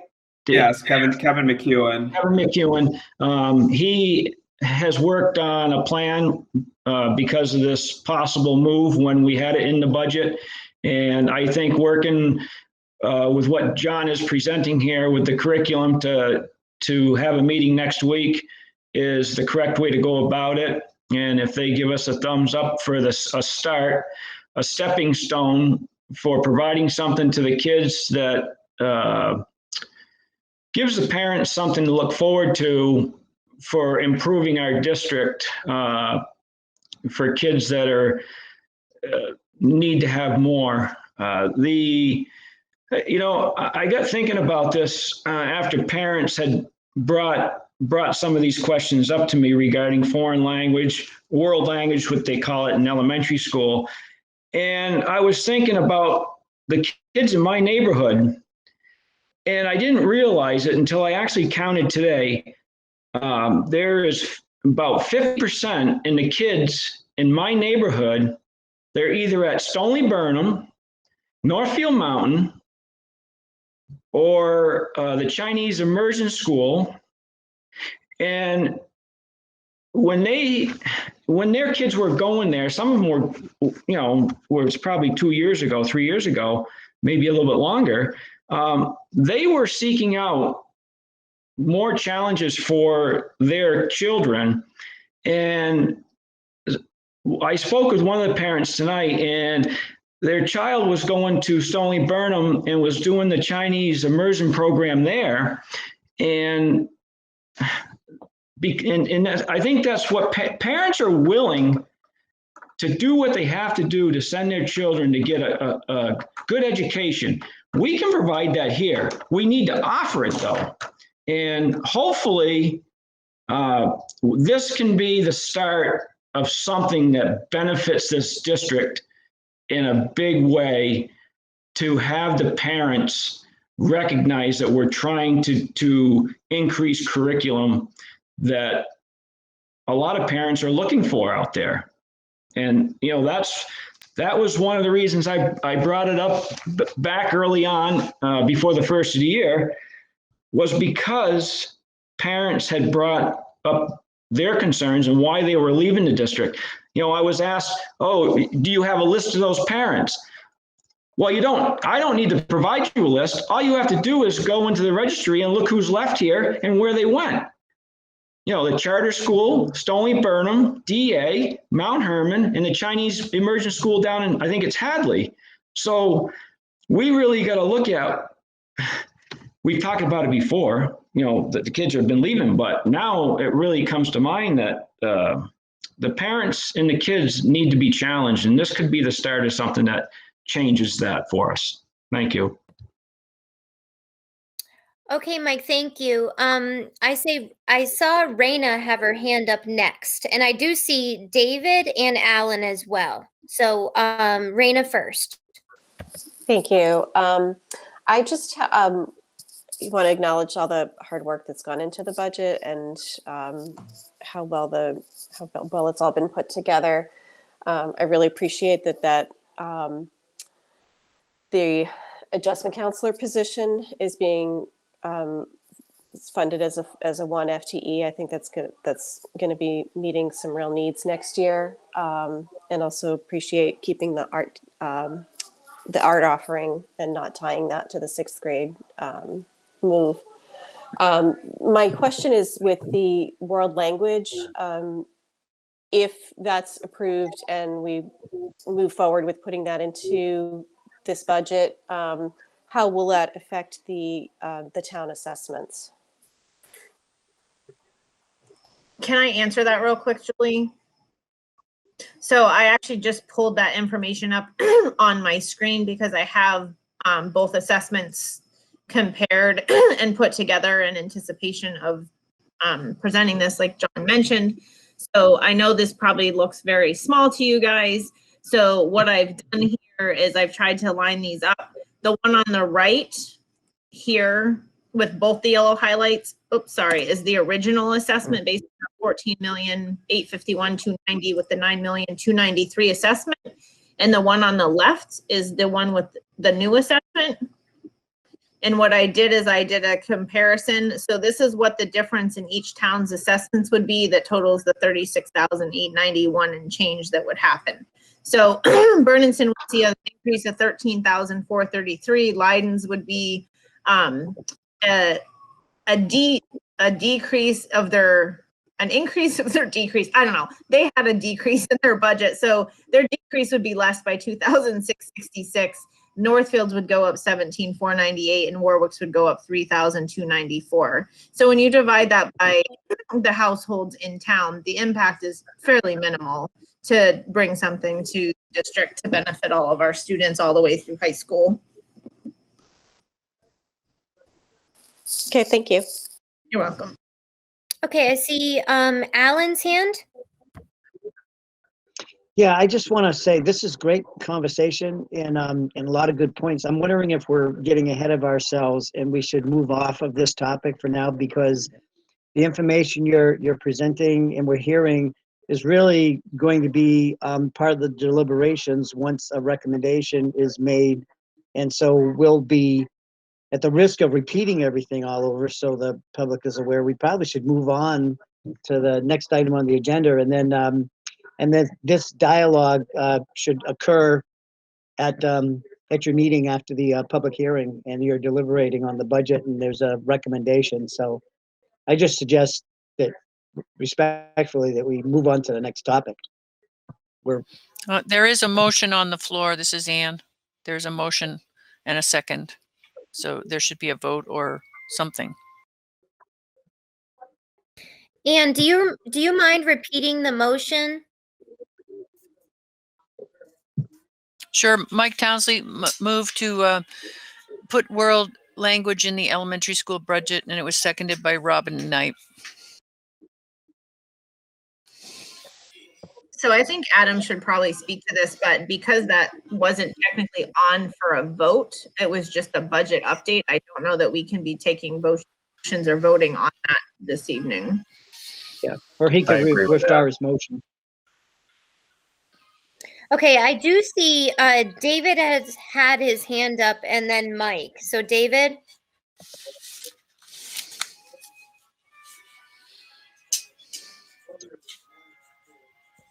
David, are you there? Yeah, speaking muted, I'm sorry. I think firstly that we should be following the superintendent's recommendation. And I recall what I heard at the budget committee on this subject of languages. So before I vote, I'd like to be clear in my mind what that is, and we're not counter planning, finding a third way creatively at the school committee. We did that with respect to our opening, and I think we ought to be listening to committees. But the main reason I wanted to speak is I think that it's time that we examine our incumbent heterogeneity model, which if you're not on the school committee for a long time, you may not be that aware of.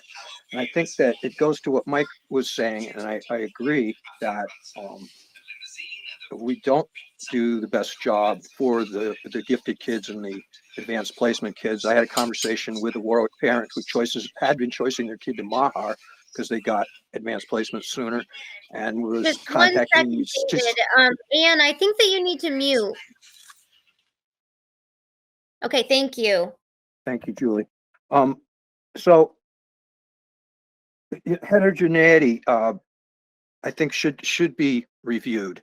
And my feeling is that if we do choose to stay small, next year's senior class is under 30, that we really need to move toward more individualization for kids and less meeting in the middle possibly. And I realize that's a big issue and requires a lot of study. But it's not talked about. It's never been a question in my 6 years on the school committee. Mike raised it, and I wanted to say I agree. We ought to look at it. All right, thank you, David. Alan, was your hand still raised?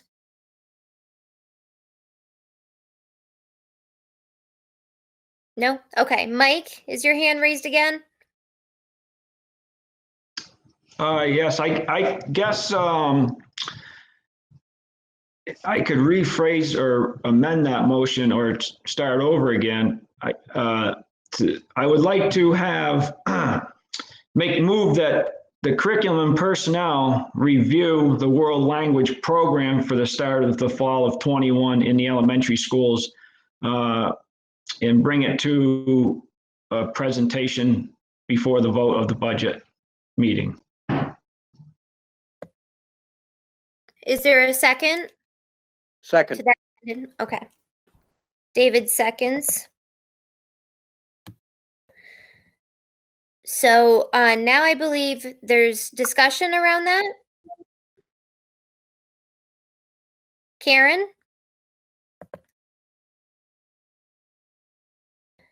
You're on mute, Karen. Sorry. I'm sorry. This is a clarification. The budget hearing precedes our meeting on the 23rd. And so does CNP bring it after the budget hearing? But during the regular meeting, the meeting after? Yes. Yes. Yes, which? It would be at the regular meeting that would happen after the public hearing adjourned. Okay, thank you.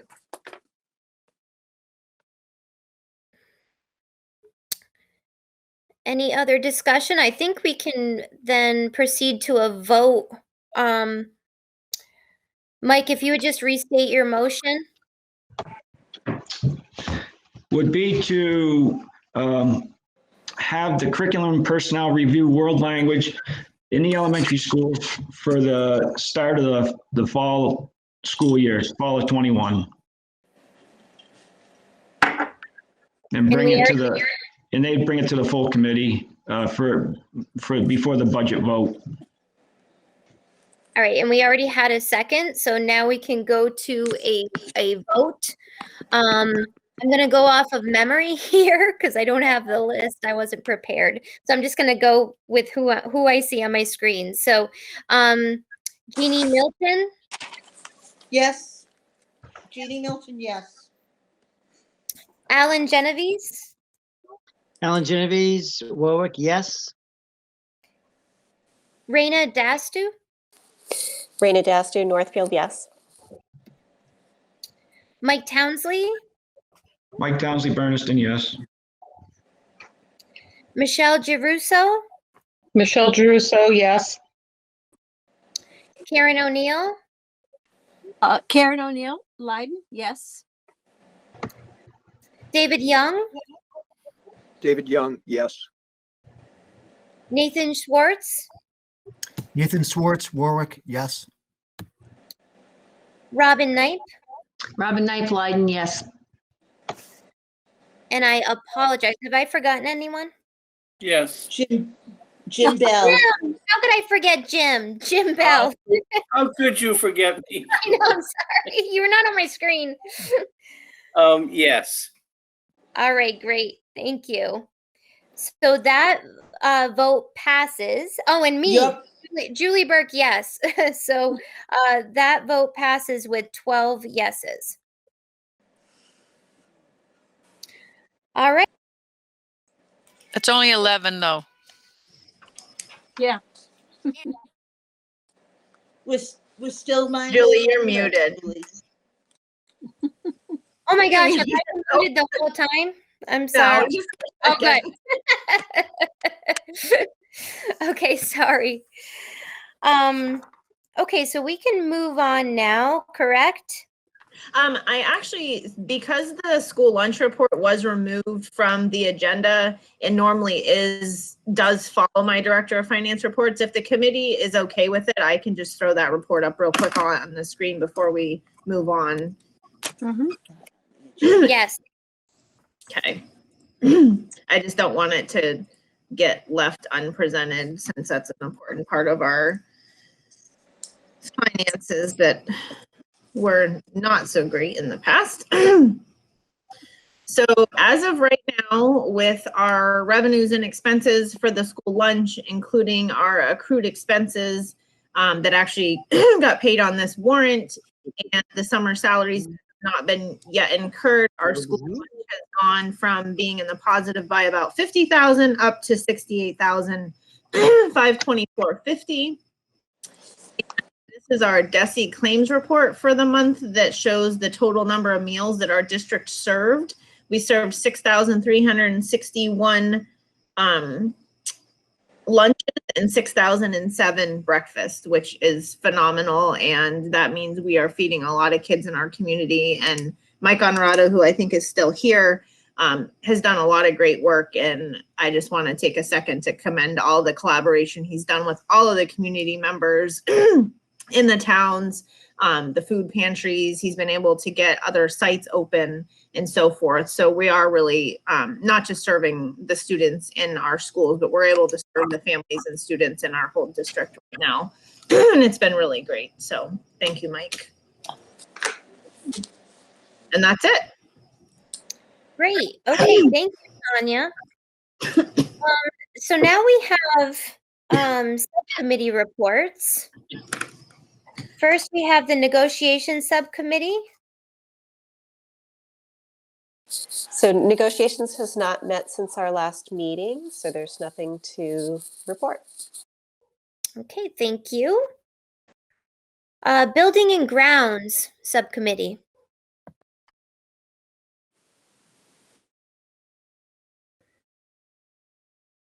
Anything to report, building and grounds? I'm on it. I did get a note saying we were still looking for 2 people and that there were some things we needed to talk about, but I don't know anything about any meeting. Okay, I do see, yes, that there's 2 vacancies on that subcommittee. So we will work on that. Curriculum and personnel. Yes, before I continue on this, Julie, you've been on this committee, and that leaves us with 3 people, which I imagine is okay, but if someone wants to join us, that'd be great. And I don't know what it means when we have co-chairs, whether co-chairs would both be ex officio members and unable to vote. Is that the case? That is an interesting point, and I actually wanted to ask Dan if he is still in our meeting. Has this committee historically had co-chairs, or has it always been a chair and vice chair model? I recognize this after the vote was taken. I just want to ensure that everything is following the rules. So, John, it looks like your hand is raised. I believe our regional agreement supports chair and a co-chair. I could be wrong. I'm just going off memory, but I believe that our regional agreement does support that model. I don't know, Adam, do you have anything to add? Well, there's nothing that prevents you from doing a co-chair model. There are some disadvantages to it. But you're certainly free to take that model if you think that works best for your committee. Okay, and sorry that I called you Dan, Adam. I don't know where I That's got why I that. didn't respond. Looks like a Dan or something. Yeah, I mean, there's some things you'll have to work out. Who's going to choose the agenda items if you do it together? Who runs the meetings? It looks like you'll run the meetings, but if you can work those things out, it can be a viable way to manage. Okay. Okay, but my question remains. Yes. Are both of the co-chairs ex officio when they are on subcommittees? No, I don't think so. Because I think Alan, were you on other boards when you were the co-chair, or were you an ex officio? No, I was always ex officio.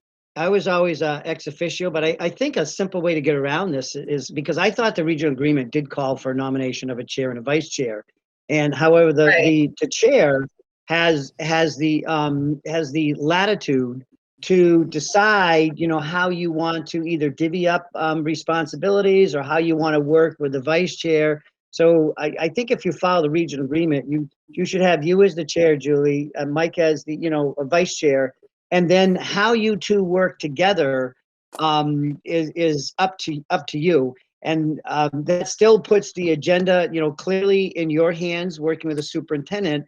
But that doesn't preclude Mike being able to talk to you and you brainstorm with him and so forth as you're putting that together. So that'd be my advice. Follow the regional agreement, but operate the way you wish to do it as the chair. I don't know if Adam concurs. Yeah, that's the does that way it make usually sense? works. You have the chair, and then the vice chair is the one that helps the chair with all of those items and gives input and is supposed to assist the chair in fulfilling the duties of chair. But as far as the subcommittees go, Adam, last year when Kristen was the chair and Pat was the co-chair before she retired, Pat was on subcommittees as an acting member, and it was just the chair of the committee that was the ex officio member, because otherwise that leaves 10 members to run subcommittees that need 4 people apiece. So it makes it really difficult to get the participation that's needed. And that's how it's been done in the last 3 years we've been here. Yes. Yeah, and Julie, if I could continue, that problem solved, because that would leave Mike to be able to participate on subcommittees, because you're the only ex officio as the chair. John, your hand's raised. I just looked up the regional agreement. It is a chair and a vice chair position. So Alan, you are correct. Just wanted to clarify. Okay. So if I could just relate my concern. My concern is CNP will meet next week and we may not have a quorum. We have one member who sometimes doesn't show up, and that would leave us with only 2 people. And that would not be enough to do what you had tasked us to do. So where do we go from here? Alan, is your hand still raised? I'm sorry. No, that's it's okay. going down. Okay. Nathan? Yeah, I just wanted to let Karen know and everyone know that I would definitely make a point of being at that meeting so that we did have a quorum. Okay. So good. if someone else wants to join, certainly do that. But yeah, I will make a point of being there. Thank you. Thank you. We'll go ahead with 3 then for now. All right. Here is my Madam report. Chair, point of order. Yes, David. Just realize that the addition of 1 to a committee of 3 establishes a quorum of 3. So you really haven't gained anything. Yeah. Oh, thank you. Good math there. Okay, so I'm going to go ahead with my meeting. Telling you about our meeting, which was on February 23rd. We had invited guests, our curriculum coordinator, Ariel, elementary school teacher, Kelly Gerton. I hope I pronounced that correctly. We had Megan Desmarais, the principal of Northfield Elementary, and Nikki Pullen, a pioneer science teacher. We heard about the piloting of the new ELA program, that's English Language Arts, for the elementary school, from teacher Kelly and Megan. And all of the teachers exposed to it this year have voted in favor of continuing it, of adopting it. So it's in our budget. It has several great features. It's very comprehensive and includes a professional development component. And it was selected because it was a priority of the district improvement plan, because data from testing indicated that we needed a comprehensive program and we didn't have one. So a need to strengthen in this area was found, and this is the solution. Implementation across grades 1 through 5 will start in the fall. Additionally, we received updates on the Career and Technical Education Partnership Grant. A planning grant was used last year to help develop the Pioneer Pathways program. This year, Ariel wrote an implementation grant. She really didn't have much hope that we'd receive it, but she did. $100,000 was awarded toward furthering that program. The action plan includes working with Mass Hire on career aspects, continuing to implement pioneer pathways to continue to develop early college experiences for our students, an advertising campaign. And we were shown the tentative plans for an outdoor classroom. So it was the actual design we saw. And a potential site has been identified for that. So things are definitely on the move for additions and changes to our curriculum that should improve it for all the students. Thank you. Great, thank you, Karen.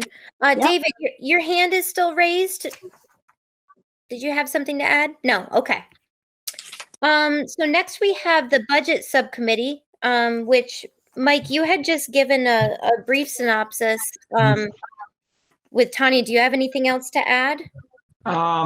Yes, Tanya covered most of the budget. I just wanted her to clarify our discussion with Rick Kingsley yesterday, Tanya, Michelle, John, and myself regarding the 50,000, just so that that's pretty much the only thing that I want to have discussed, I guess, or have just Tanya just touch on it. And if Michelle wants to add anything, she can. All right, so thank you for bringing that up, Mike, because I've worked on the budget so much in the last 3 weeks, some of those small changes kind of go by the wayside. So at our budget subcommittee meeting on Tuesday, one of the things that was asked by Michelle and David both, I believe, was, is there any way we could, because we had our E&D, and I forgot to mention that in my Director of Finance report because I was trying to be very quick. Our E&D was certified last week at just over 714,000 combined with our school choice and the reserve fund that's required by the state. Our true reserves right now are at 1.3 million. However, we're using 662,000 of school choice to offset health insurance next year, which leaves our school choice at 424. And we are using 200,000 of E&D. So it was asked if we could use additional E&D so that we didn't put ourselves in a position of having E&D to the point that we were at 5% and had to return it to the towns. Because once you hit 5% of your prior year's budget of E&D, that's an automatic reduction to the assessments of your member towns. Long story short, it was just a $50,000 increase that was asked. It would have decreased the assessment to $9,243,000 and change based on the budget that's being proposed right now. However, I have lengthy discussions with Rick about the use of E&D prior to our budget season even starting, and we had already discussed the 200,000 based on what we were going to have certified and future stability of our financials. And we did go to him and ask of that, and he did turn that down. Because with the our school choice decreasing on an annual basis, our E&D is actually a more stable source of revenue for us to offset the assessments and budget moving forward than our school choice. So that was the outcome of our meeting, and we have reverted back to the 200,000 in E&D that was in this budget that was proposed to begin with as a revenue offset to the assessments.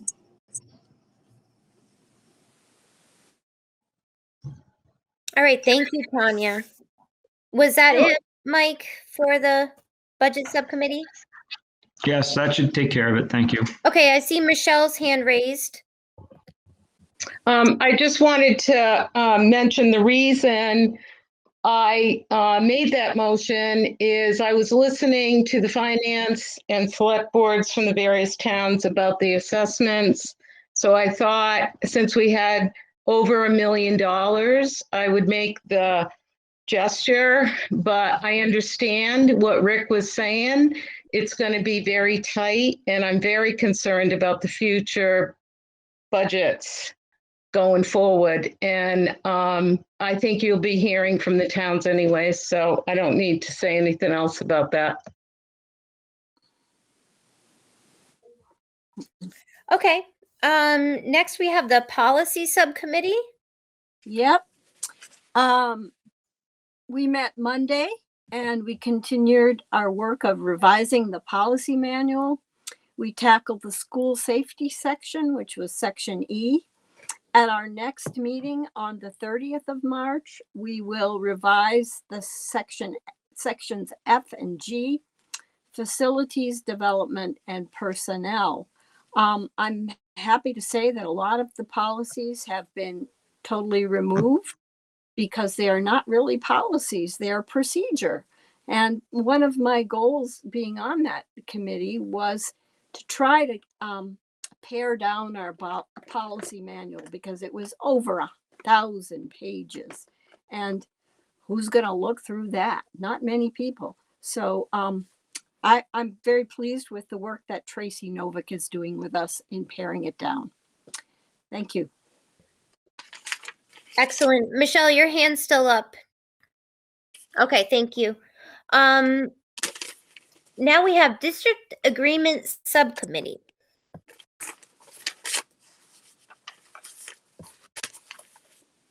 So we on that committee is Alan, Robin, and Michelle. Does anyone have anything to report?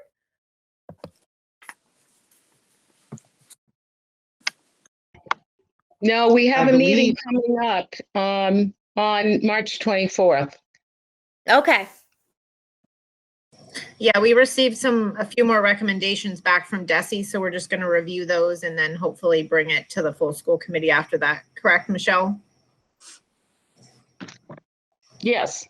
Okay. Okay, great. Thank you. Robin, your hand is raised. Okay, thank you. Warwick Transition Subcommittee. Anything to report? Yeah, I'll speak to that. No, not really. Our last meeting was January 6th, and we had sent some materials back to the Warwick side of the two groups that are talking to each other, and we have not heard back yet from them. We're waiting. Okay, David has his hand raised. Just for the committee, we are meeting tomorrow and the progress has been good. We were quite pleased with what Pioneer sent over on their part. So we are meeting tomorrow. That's great. Thank you. You're welcome. Sorry I didn't communicate that. All right. And Alan? Yes, before you go on to new business, I'm wondering, so there's no technicalities here. Would you entertain a motion to approve the slate of officers as you as the chair and Mike as the vice chair, and we take a vote so it's consistent with the regional agreement, and we sort of put that aside now and move forward. I don't know if Adam concurs or not, but it seems we want to have that on record. The way it's consistent.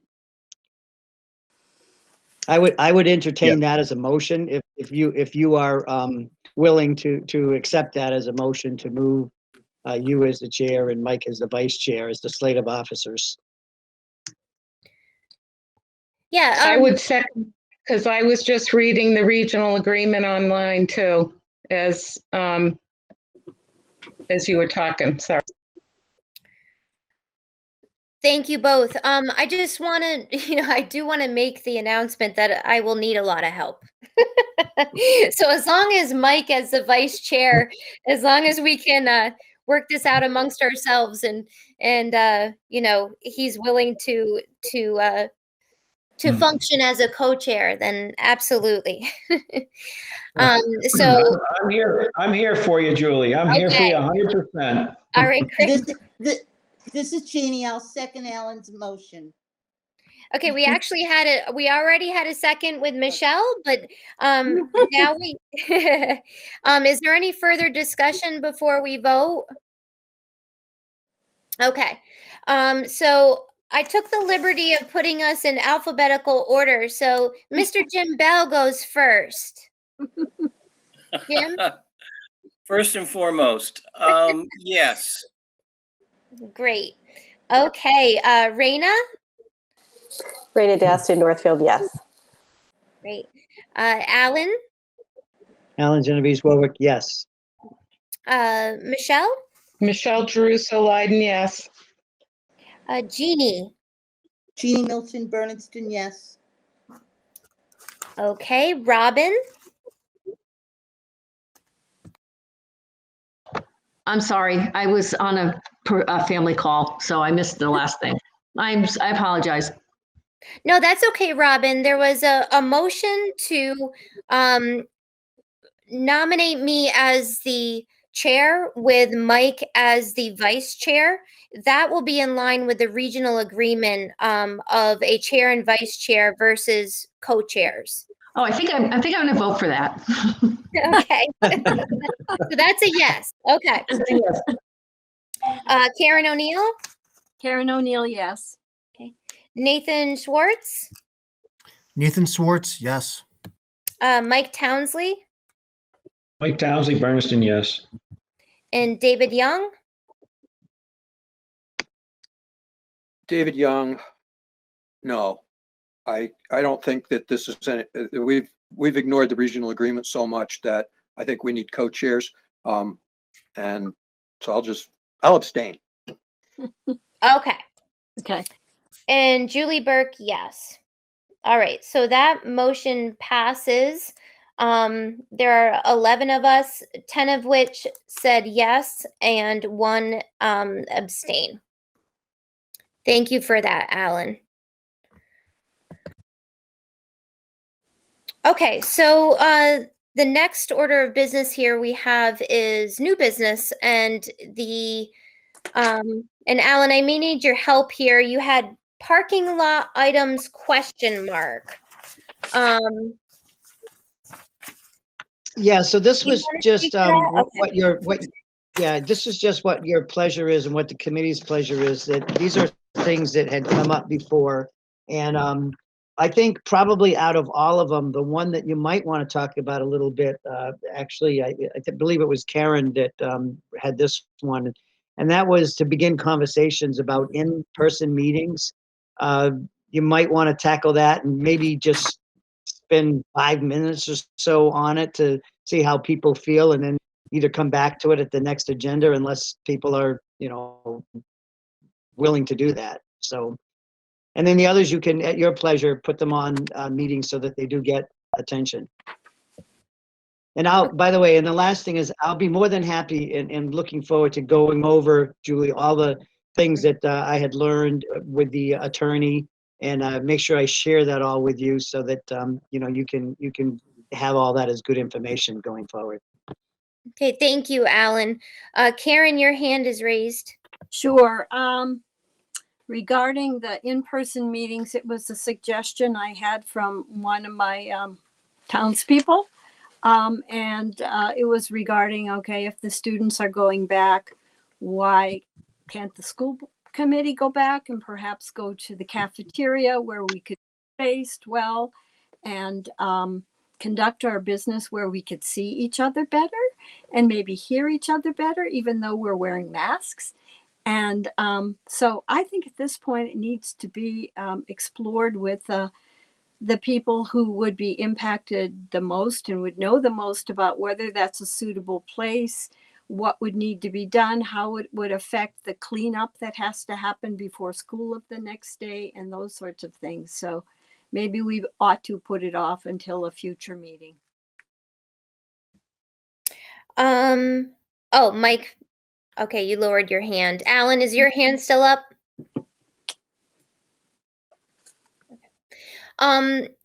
Just a comment on that. I do know at the beginning of the meeting, we state that this meeting is being held virtually in accordance with, sorry that I can't rattle off which guideline it is, but perhaps Adam, not Dan, can advise us on that. you know, I'm not sure if we can do that before that order has been changed by is it the governor? I'm not sure. It was the governor's order, yes. Mm-hmm. Primarily, they gave you the option to do this. Some committees are doing a blended in-person with having the public being able to stream in, because one of the problems is you can't have the space for everybody, and you have a large committee trying to accommodate the spacing of that and having people come into the school to observe the meetings 6 feet apart. I mean, all that creates logistical challenges. Plus, some schools have policies that say no visitors in the building, so that's another obstacle you may have. So I think right now most committees are sort of committed to this model, at least for a little bit longer. Okay. Okay, thank you for that. Is there other business that anyone wanted to address? We have it's currently 9:12. I fully agree with ending at 9:30. I do believe that we're all pretty much, or I'll just speak with myself. I know I'm useless after 9:30. Mike, you have, or no, you put your hand down. Okay.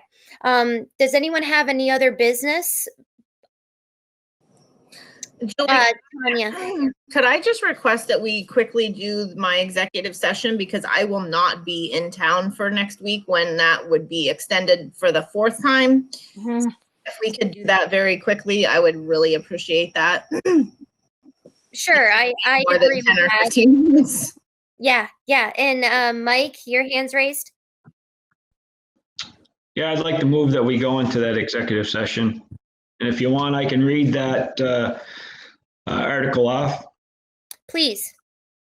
Pursuant to MGL C30A-S, Section 21A 2 and 3, to conduct strategy session in preparation for negotiations with non-union personnel, or to conduct collective bargaining sessions or contract negotiations with non-union personnel, Director of Finance, and 3, to discuss strategy with respect to collective bargaining with teachers, PVREA, and support personnel, PVASP, if an open meeting may have a detrimental effect on the bargaining position of the public body, and the chair so declares. Return to open session.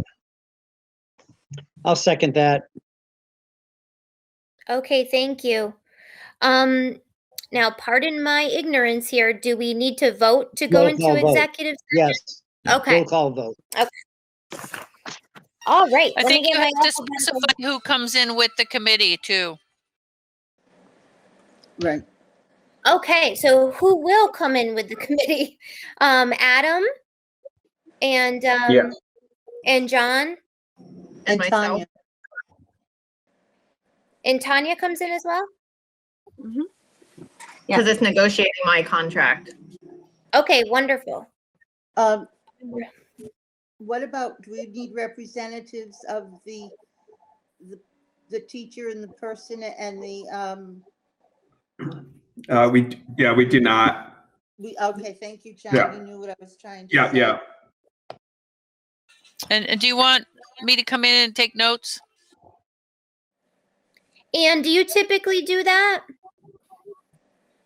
Yeah, when it's not 11 o'clock at night, I stay. Perfect. No, yes, absolutely. So I'll just go down my list here. Jim Bell, Jim Bell, yes. Raina Dastu, Raina Dastu, Northfield, yes. Alan Genovese, Alan Genovese, Warwick, yes. Michelle Geruso, Michelle Druso, Leiden, yes. Jeannie Milton, Jeannie Milton, Bernardston, yes. Robin Knipe, Robin Knife, Leiden, yes. Karen O'Neill, Karen O'Neill, Leiden, yes. Nathan Swartz, Nathan Swartz, Warwick, yes. Mike Townsley, Mike Townsley, Bernardston, yes.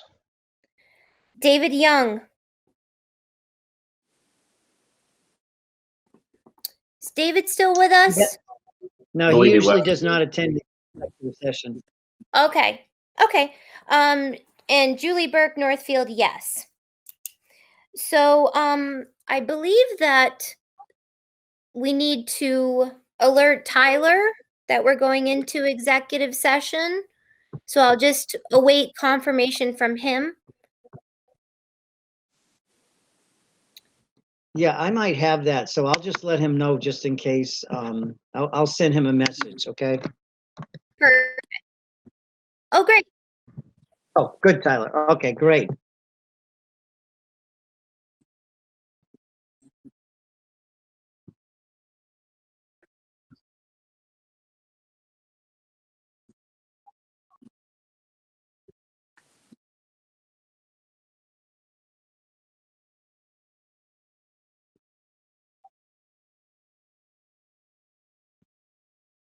Okay.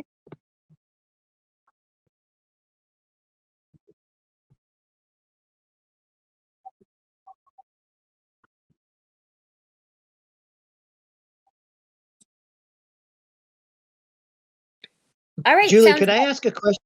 Sure. Could I ask a question, Julie, on that? Tyler, do you have a sign up or can you have a sign up that says the school committee's in executive session so that people go on, they see that, while they're waiting?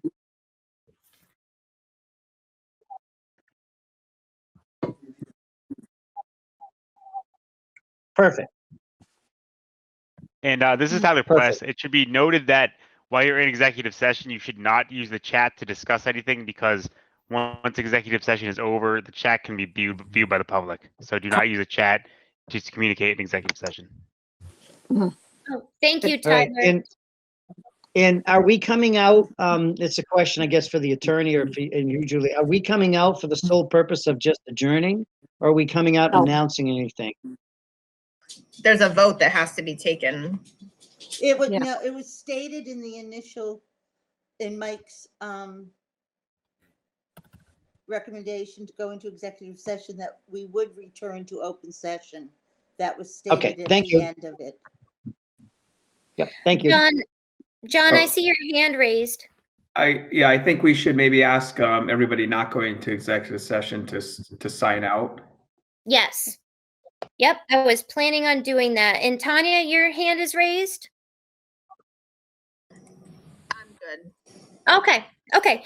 So at this time, I'd like to ask everyone that is not part of our executive session to please leave the meeting. And we will formally begin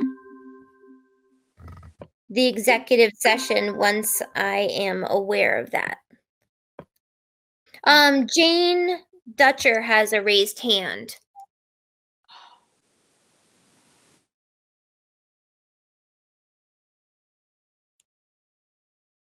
But maybe Jane isn't here any longer. No, she is. Jane, you're on mute. She may not know she's here. She might have to be removed. Yes, Oh, there she I is. do know I'm here. I was trying to sign off and that's how I accidentally raised my hand. I wanted to speak during citizens' comments, but apparently I didn't follow all of the procedures to be able to do that. I wanted to express the concerns that we're having in Bernardston, especially after our town administrator had a discussion with Mr. Kingsley this morning. Jane, just a point of order here. We are currently in executive session and we're not recording. Once we return to open session, would you then like to make your comments? If you're not in executive session for a couple of hours. We have you've done it in the past. No, sorry. I know. I was Yeah, no, trying- that's okay. We're making every attempt to keep the meeting very short. So, we're trying to uphold our 9:30. I just don't want your comments to not be part of public record. Well, I've written them, so you should get them that way. And I will kill the screen and be out of your hair. Thank you, So Jane. have a good executive session. Thank you. You're welcome. Doesn't want to let me go.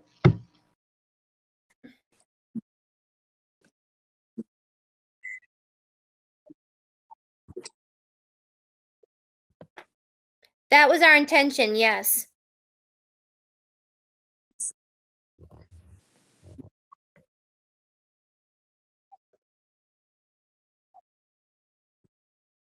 Oh, okay. I'm sorry, Tyler. I'm obviously new at this. So how would you like me to? Oh. Okay.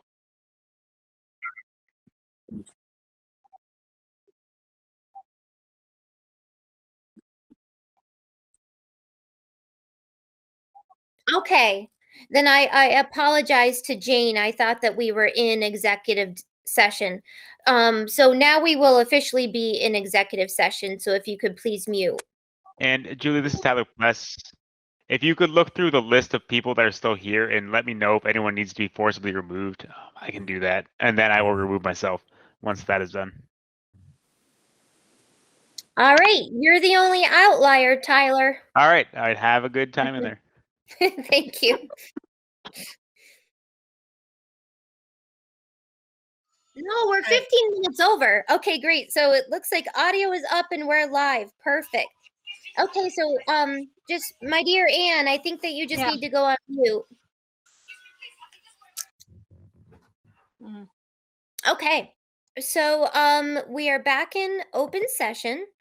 So now we need to vote on the articles that we discussed in executive session. Now, again, pardon my being a newbie here. Do we have someone available to read the first item? Or I'm not sure if I can do that.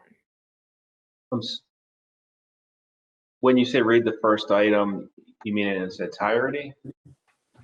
Are we allowed, Adam, to read because we took 3 separate votes.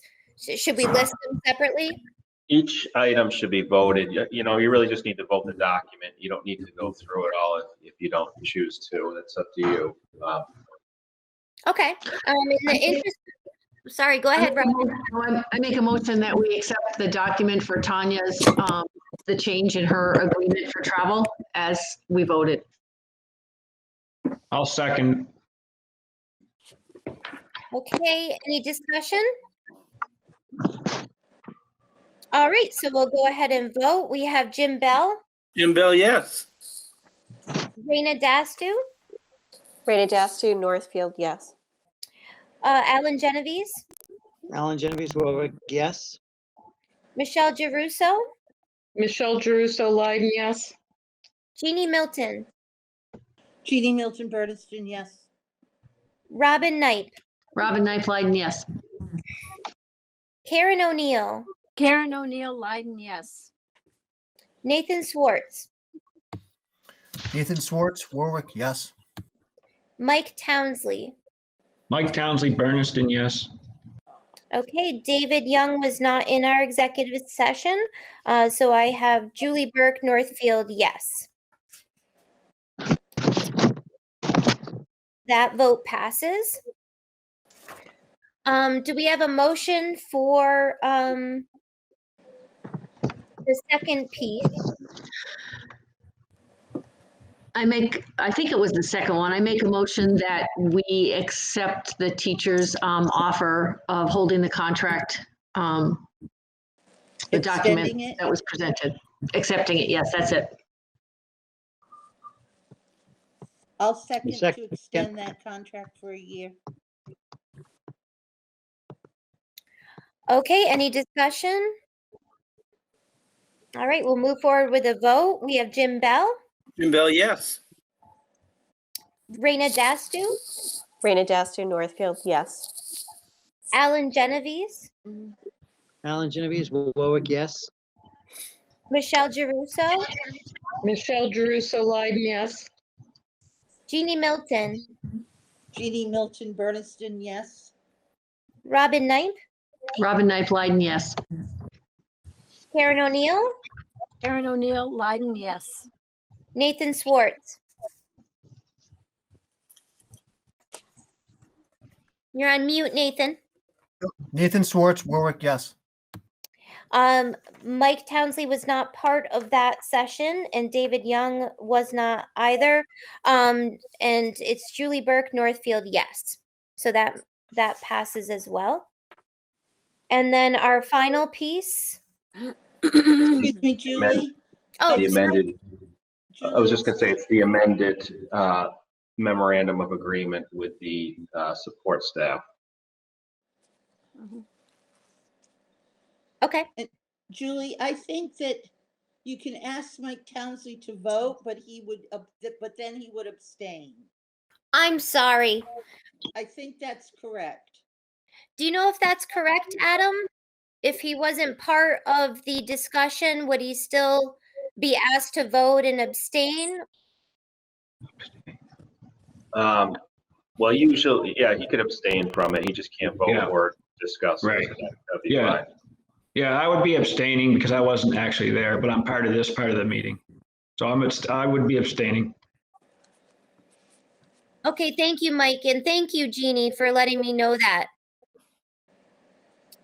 So that motion does still pass with Mike Townsley abstaining. So Anne, if you could please make note of that for me, I apologize.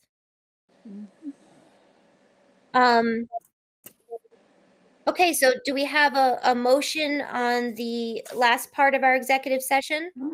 This is Karen. I move that we vote to accept a change to the memorandum of agreement with support personnel.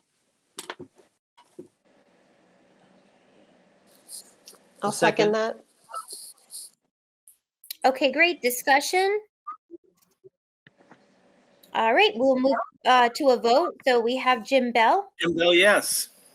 Raina Dastu, Raina Dastu, Northfield, yes. Alan Genovese, Alan Genovese, Warwick, yes. Michelle Geruso, Michelle Geruso Leiden, yes. Jeannie Milton, Jeannie Milton, Bernardston, yes. Robin Knipe, Robin Knipe, Leiden, yes. Karen O'Neill, Karen O'Neill, Leiden, yes. Nathan Swartz, Nathan Swartz, Warwick, yes. Mike Townsley, Mike Townsley abstain. and David Young is no longer, he's not here right now. So Julie Burke, yes. So that motion passes as well. Okay, so we are officially 22 minutes past what we our 9:30 limit. So I wanted to, Karen, your hand is raised, but is that earlier? Okay. We had originally voted that if there was any business left over after 9:30 p.m., we would move it to the following Thursday, which would be Thursday, March 18th. Julie, Yes. do you want to recognize Jane since she's hung around for the executive session to make some comments for the record? Thank you so I much, see her. Alan. Yeah. Yes, thank you. I do want to get just some clarification from Adam and John. I don't believe that Jane was part of the citizens' comments, but she was invited as part of this meeting. If you could clarify kind of, Jane's position here on being able to speak and how she can do so appropriately. Well, as the chair, you have the right to recognize somebody to speak. I'm not sure what aspect you want clarity on. Julie, point of order. Yes. Typically, if somebody didn't get a chance to speak at most of the meetings in citizens' comments, we typically have let them speak. So I would move that Jane Dutch would be able to have 2 minutes or 3 minutes typically, and then we can move to adjourn. I second that. Yes, and if it's Oh. my decision, absolutely. I just wanted to, I didn't understand the capacity at which she was part of this meeting, if it was part of the finance role or as the citizens' comments role. So I just wanted to make sure that anyone that wanted the chance to speak would have the opportunity to do so. And I think there was some confusion around that. So absolutely, Jane, you have the floor here. Thank you. And I apologize for not knowing the procedure of being able to speak. I thought asking to be part of the meeting was all I needed to do. I was called to our town hall today to be brought up to date on something that the selectmen had requested from our administrative assistant. And they had requested him to see if he could have a conversation with the overseer because they had questions. The result, the portions of the conversation that I want to share tonight are things that the overseer said to our administrative assistant. And they are very concerning, and I'm surprised that I didn't hear about them from the school committee. But here they are.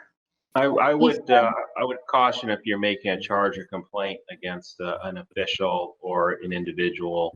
I mean, that would need to be submitted in writing to the chair ahead of a meeting. No, I'm not making any charges. I just said I'm surprised I didn't hear it in the meeting.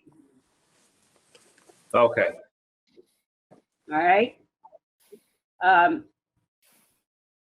He told our administrative assistant that he was very concerned about this budget, that he does not think it's sustainable, that it's not transparent. I'm condensing this to make it short for you. It's not sustainable. It's not transparent. The numbers for school choice are overstated. He thinks that the budget itself is problematic. He recognized that the state has not identified or picked up on how much the decline in enrollment has been. He wants the district to craft a sustainable budget. And so I'm trying to just hit the highlights, and I think I've done that. The other highlight is that our selectmen are extremely concerned about the district. And my whole finance committee does not know this unless they're watching tonight, because I will bring it up at our next meeting. But obviously, since I got the information this morning, I haven't had time to convene a meeting to share it with all of them. So those are the highlights of the concerns. There were several more, but I understand that it's the intention of our select board to share this with the other select boards in the district. So thank you for the time. I'm sorry that I'm not bringing candy and roses, but I'm not. So thank you for your hard work. Thank you for your concern about education. And please also extend that concern to make a sustainable district that the towns can afford. And with that, I'll say good night. Thank you. Thank you, Jane.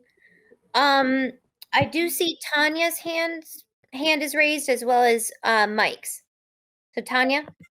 So I just want to state that it's very interesting that he has shared these comments with the towns, because we have had multiple conversations through the building of this budget. We have had conversations with him about the sustainability. We've shared with him our 5-year projections, and none of these concerns have been asked of us to change this budget. So it's a little concerning to me that the information he is disseminating to the towns is different than the working sessions that we have had with him through this budget process. So I just want to put that out there. Obviously, John and I will have those conversations with him now that this is public information. But that, Jane, you haven't heard it from us because we haven't heard it from him. So I just want to put that out there. Thank you, Tanya. Mike? Yes. The conversations I've had with Tanya, John, and Rick and Kristen in the past does not reflect what was just stated. And if Rick Kingsley has had a change of heart in the last 10 hours, there's an issue. I don't want to debate it, but I would like to move to adjourn the meeting. Second.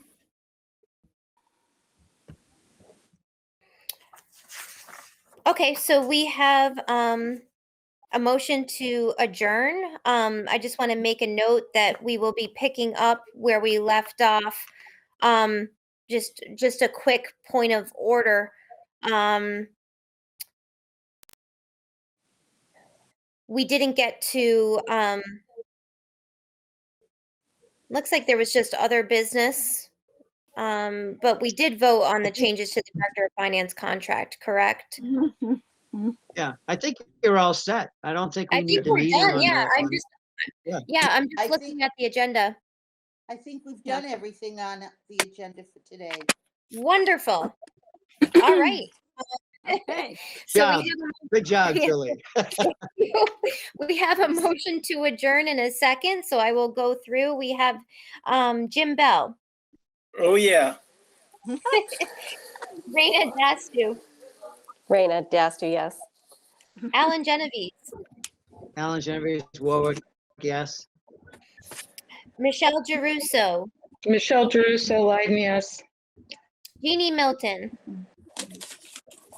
Jeannie Milton, Bernardston, yes. Robin Knight, Robin Knight, Leiden, yes. Karen O'Neill, Karen O'Neill, Leiden, yes. Nathan Swartz, Nathan Swartz, Warwick, yes. Mike Townsley. Mike Townsley, Bernardston, yes. David is not here right now, so Julie Burke, Northfield, yes. And I just want to thank you all for your vote of confidence, and we'll see you next time. Have a good night. Be safe, everyone. Good Thanks, night, everybody. Julie. Thanks, Adam. Thanks, Adam. Thank you. Good evening, everybody. Adam. Nice Thanks, meeting you. everyone.